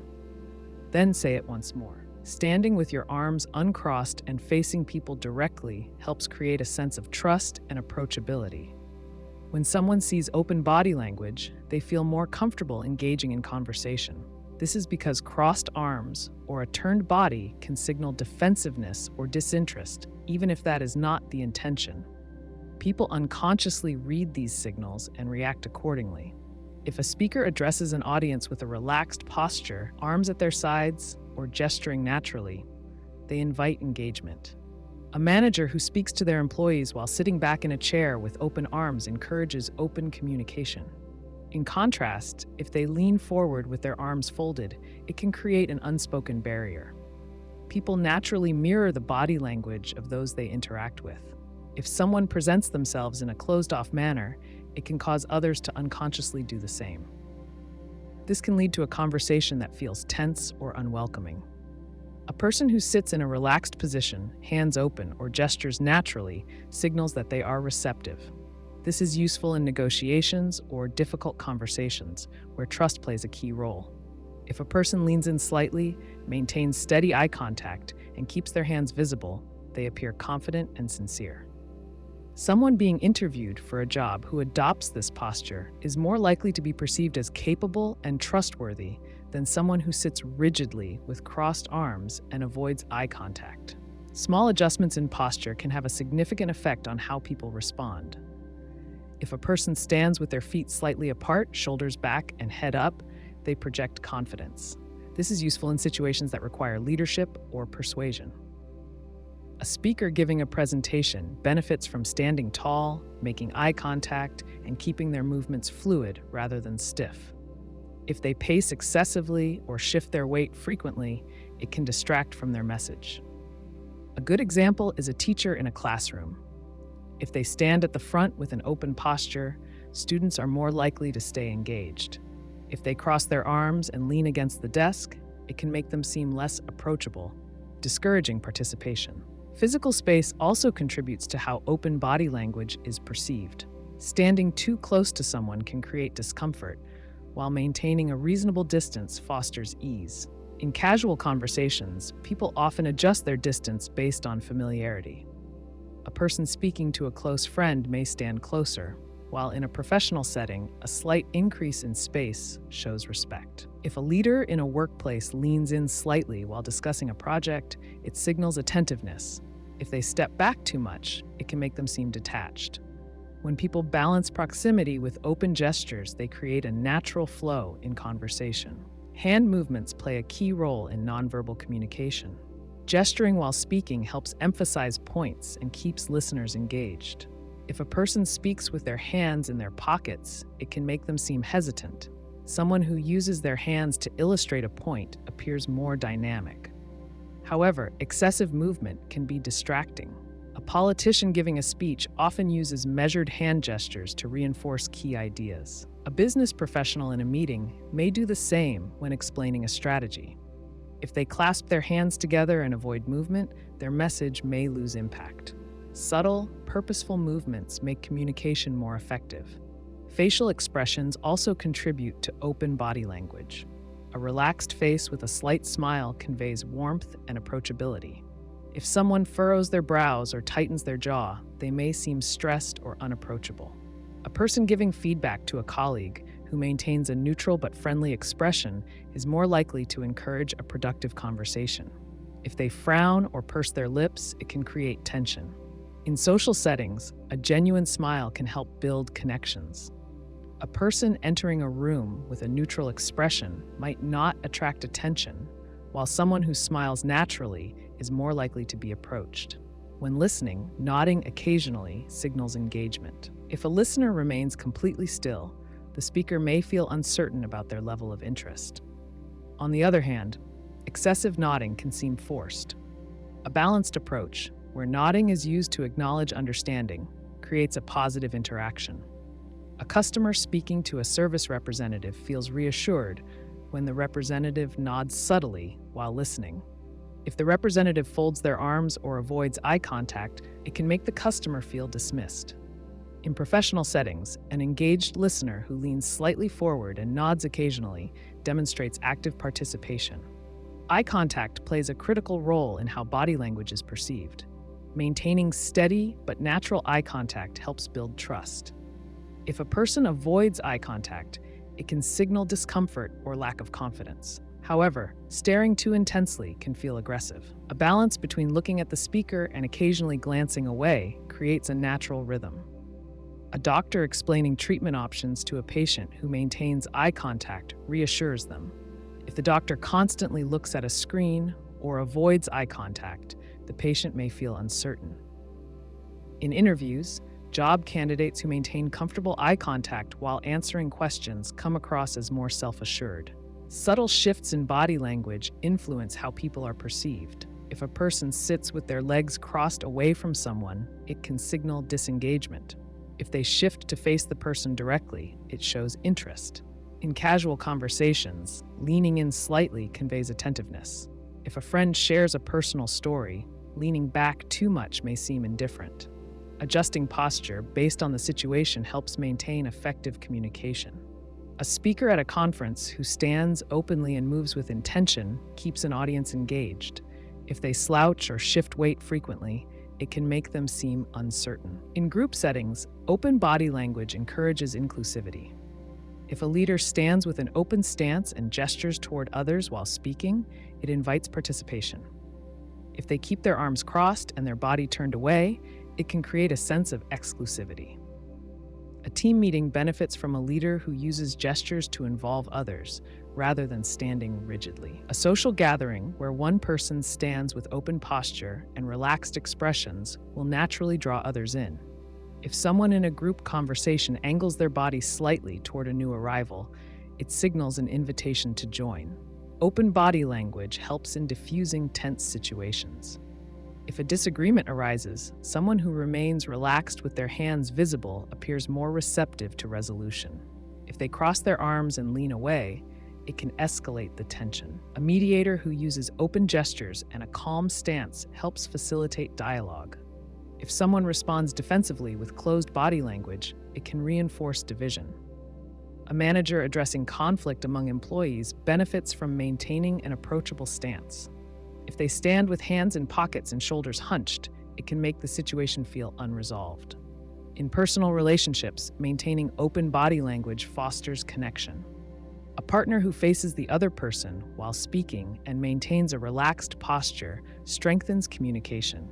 If they sit with arms crossed and look away frequently, it can create emotional distance.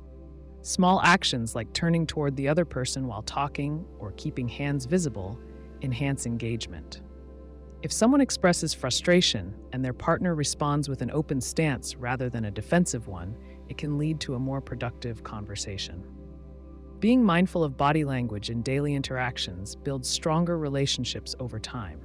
Adjusting body language to match the situation enhances interactions. Being mindful of posture, gestures, facial expressions, and eye contact creates a positive impression. Whether in professional, social, or personal settings, using open body language makes communication more effective. People naturally respond to these cues, and small changes can lead to more meaningful connections. Understanding and applying these principles helps navigate conversations with confidence and ease. People respond better when they feel heard, understood, and in control of their own choices. When someone shares a thought, especially if it includes a small mistake, correcting them can create resistance. It shifts the focus from the main point to an unnecessary correction. Instead of engaging with the message, they might feel embarrassed, defensive, or even annoyed. This can make conversations less productive and create tension where none is needed. Imagine a discussion about a movie. A friend says it was released in 1998, but you know it came out in 1997. Correcting them might derail the conversation. They may feel the need to defend their mistake, or worse, they might feel inferior or judged. Instead of focusing on the shared enjoyment of the movie, the discussion turns into a minor argument about details. This is especially true in casual settings where precision is not the priority. A similar principle applies in professional settings. Suppose a coworker presents an idea in a meeting and includes a minor factual error. If their main point is solid, interrupting to correct them may not add value. Instead, it could diminish their confidence and slow the discussion. If the mistake is important, addressing it tactfully later can be a better approach. Timing and delivery make a difference in how corrections are received. People don't like feeling wrong. If a correction isn't necessary, letting it go can keep conversations smooth. Many times, the mistake doesn't change the meaning of what is being said. A friend mispronounces a word, someone uses the wrong year, or a colleague gets a name slightly wrong. The key is knowing when a mistake matters and when it doesn't. If it doesn't affect understanding, there's little reason to point it out. Even in teaching or mentorship roles, constant correction can backfire. A student struggling with a concept may need encouragement more than criticism. If every small mistake is pointed out, they may lose confidence. Learning happens best in an environment where mistakes are part of the process, not something to be punished. A person who feels supported is more likely to improve and retain information. People often correct others to demonstrate knowledge or to help, but the way corrections are delivered determines their impact. A casual conversation about history doesn't need an immediate correction about a date. A team brainstorming session isn't the place to nitpick grammar. When someone shares a personal story, correcting their minor inaccuracies might make them hesitant to share in the future. Conversations should flow naturally, without unnecessary interruptions that add little value. There are times when correction is necessary. In professional settings where accuracy is crucial, such as law, medicine, or engineering, ensuring correct information is important. Even then, the way corrections are framed makes a difference. Saying that's actually a different model, instead of you're wrong, it was the 2021 version, makes the correction less confrontational. Tone and wording influence how people receive feedback. Letting minor mistakes go can improve relationships. It shows patience and understanding. People like those who make them feel comfortable. When a conversation flows without interruption, it's more enjoyable. If someone realizes their own mistake later, they correct it themselves. This natural correction process is often more effective than an immediate response. Small mistakes in storytelling are common. If someone says they arrived at a party at 7 when it was actually 6:30, correcting them adds nothing. Their story is about the experience, not the exact time. Correcting details like these interrupts the flow of conversation and can make the other person feel self-conscious. When accuracy matters, a simple clarification is enough. When it doesn't, staying quiet is often the better choice. Parents correcting their children constantly may find them less willing to share their thoughts. A child telling a story about their day might get a detail wrong. If a parent jumps in with, "No, that happened yesterday," it shifts the focus away from the child's experience. Over time, they may share less because they expect corrections instead of engagement. Letting minor errors go keeps communication open and encourages expression. Workplace dynamics also benefit from this approach. Correcting a small mistake in an email can make a colleague feel scrutinized rather than supported. If an employee misstates a number in a casual conversation, correcting them immediately might make them hesitant to contribute. If the mistake affects important work, addressing it tactfully later prevents embarrassment. Knowing when to correct and when to let things slide fosters a more cooperative environment. A social gathering provides another example. Someone misremembers a song lyric in a conversation about favorite music. Jumping in to correct them doesn't enhance the moment. The point of the conversation is shared enjoyment, not absolute accuracy. Most people don't appreciate being corrected over minor details, especially in informal settings. Letting these mistakes go avoids unnecessary friction. The same applies in romantic relationships. A partner misremembering a date or event in casual conversation doesn't need correction unless it creates confusion. If they say, "We went to that restaurant last year when it was 2 years ago," the difference is small. Correcting them shifts the focus to precision instead of the shared experience. Over time, constant small corrections can create tension. Choosing when to let things go makes relationships smoother. In negotiations, avoiding unnecessary corrections can be strategic. A client or colleague making a minor mistake doesn't always need immediate correction. If the mistake doesn't affect the outcome, letting it slide can keep the discussion positive. If a correction is needed, waiting for the right moment ensures it lands well. Making people feel respected and heard leads to better long-term results. Even online interactions benefit from this approach. Social media discussions often involve minor inaccuracies. Jumping in to correct every mistake can make conversations hostile. People appreciate thoughtful contributions more than aggressive corrections. If accuracy is important, phrasing corrections in a way that maintains a positive tone is more effective. Avoiding unnecessary corrections keeps discussions more constructive. Some people have a habit of correcting others frequently. This can make them seem argumentative or difficult, even when their intent is good. If someone consistently points out minor errors, others may avoid conversations with them. The need to be right can push people away. In contrast, those who let small things go tend to be more approachable. They create an environment where conversations feel more natural and enjoyable. One way to decide whether to correct someone is to consider the purpose. If the mistake changes the meaning of what's being said, a correction might be helpful. If it doesn't, letting it go keeps the conversation flowing. People appreciate those who focus on the bigger picture rather than small errors. Making others feel at ease is often more valuable than being precise.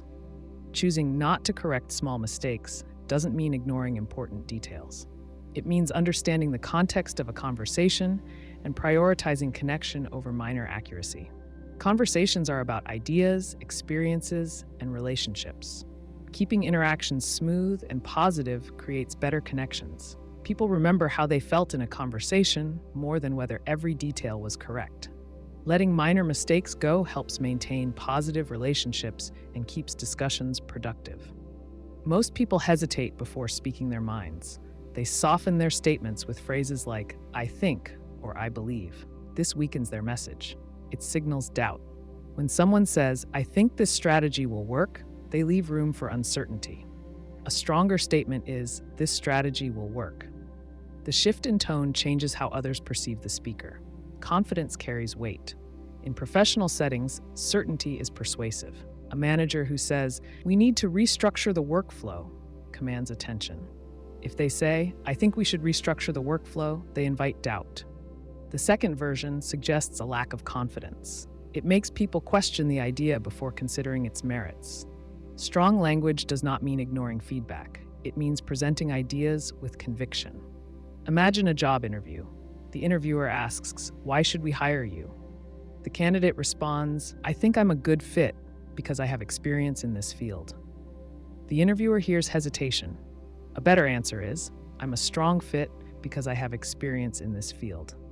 The core idea remains the same, but the delivery changes how it is received.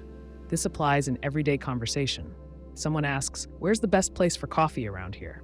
A person who responds, "I think Joe's Cafe is good," sounds unsure. The phrase suggests they have little conviction. If they say, "Joe's Cafe is the best spot," they sound certain. The second response gives the impression of knowledge. People trust confidence. In leadership, certainty builds authority. Employees look to managers for guidance. A leader who frequently says, "I believe this is the right approach," appears uncertain. When they say, "This is the right approach," the team follows with more confidence. When someone speaks with certainty, others assume they have done their research. They sound like they know what they're talking about. This does not mean ignoring nuance. There are times when hedging language is useful. If a doctor delivers a diagnosis, they must be careful. They might say, "This treatment is effective in most cases," instead of "This treatment will work." But in everyday communication, excessive hedging weakens the message. Consider a sales pitch. A representative says, "I believe this software can improve efficiency." The buyer hears uncertainty. If they say, "This software improves efficiency," the statement is stronger. The product did not change, the language did. Certainty makes the pitch more convincing. Think about social settings. Someone asks, "Did you like the movie?" A hesitant person might say, "I think it was pretty good." This suggests they are unsure. A direct person says, "It was great." The second answer is more engaging. It invites further conversation. People respond better to clear statements. This applies to emails and written communication. A project manager sends an update. "I think we will finish by Friday." The client wonders if delays are possible. If the manager writes, "We will finish by Friday," the client has more confidence. If delays occur, they can be addressed later. But in the moment, the stronger statement reassures the client. When presenting ideas, the goal is to be clear. "I think this is a good strategy," adds unnecessary hesitation. "This is a good strategy" sounds decisive. People respond better to decisive language. They assume the speaker has knowledge and experience. This approach does not mean ignoring input. It does not mean dismissing others. It means presenting ideas with confidence. If someone challenges a statement, that is fine. Being open to discussion does not require hedging every statement. Imagine a courtroom. A lawyer argues their case. "I believe my client is innocent" sounds weak. "My client is innocent" is powerful. Even if the facts are the same, the presentation changes perception. This principle applies in writing. A journalist reports, "Experts believe the economy is improving." This phrase leaves room for doubt. The economy is improving, according to experts, is stronger. The change is subtle but effective.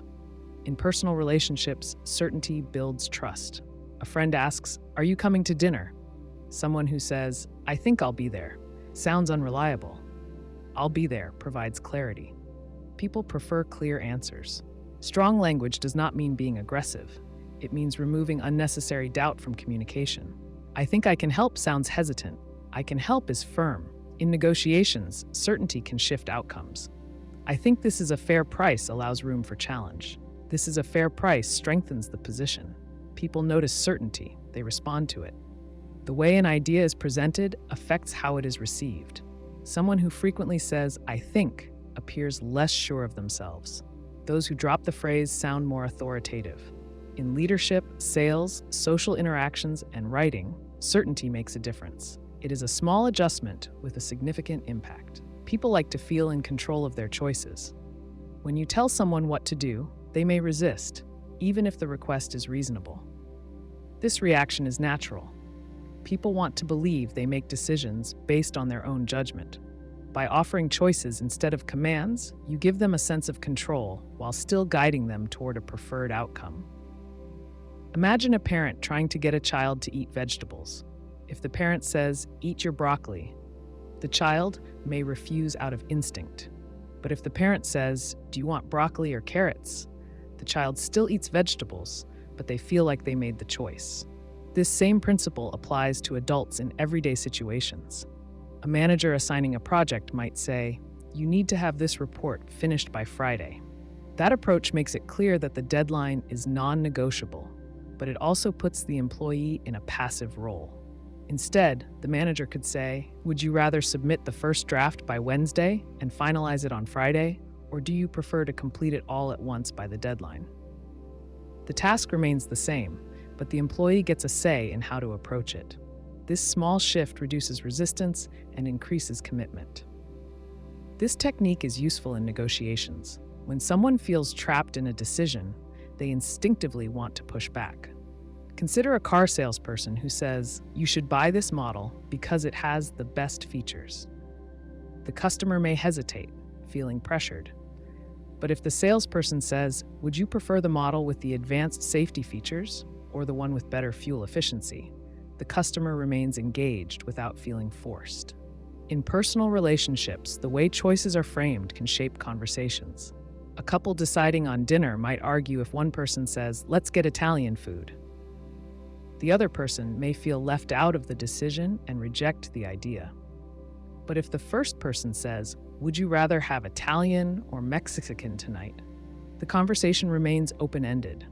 Even if they don't want either option, they are more likely to suggest an alternative rather than rejecting the idea outright. This approach also applies in customer service. When a company responds to a complaint, a rigid solution can make the customer feel dismissed. Saying, "That's our policy," shuts the conversation down. But if the representative says, "We can offer you a refund or a replacement, what works best for you?" the customer feels heard and valued. Parents, teachers, and leaders use this method to gain cooperation without unnecessary conflict. A teacher dealing with a distracted student could say, "Pay attention," and risk resistance. Instead, the teacher could ask, "Would you rather take notes or summarize this in a few sentences after class?" The student still engages with the material, but they get to choose how. The technique works best when all the options lead to a favorable outcome. Giving someone a choice between two bad options won't make them feel in control. A manager who says, "Do you want to work late tonight or come in early tomorrow?" isn't giving real autonomy. The key is to offer alternatives that respect the person's ability to choose while still aligning with the desired goal. In leadership, this strategy builds trust. When employees feel they have control over their work, they take more responsibility for their decisions. Instead of telling a team, "We need to launch this product by next month," a leader could ask, "Would you rather finalize the design first or focus on testing?" The team still meets the deadline, but they have input in the process.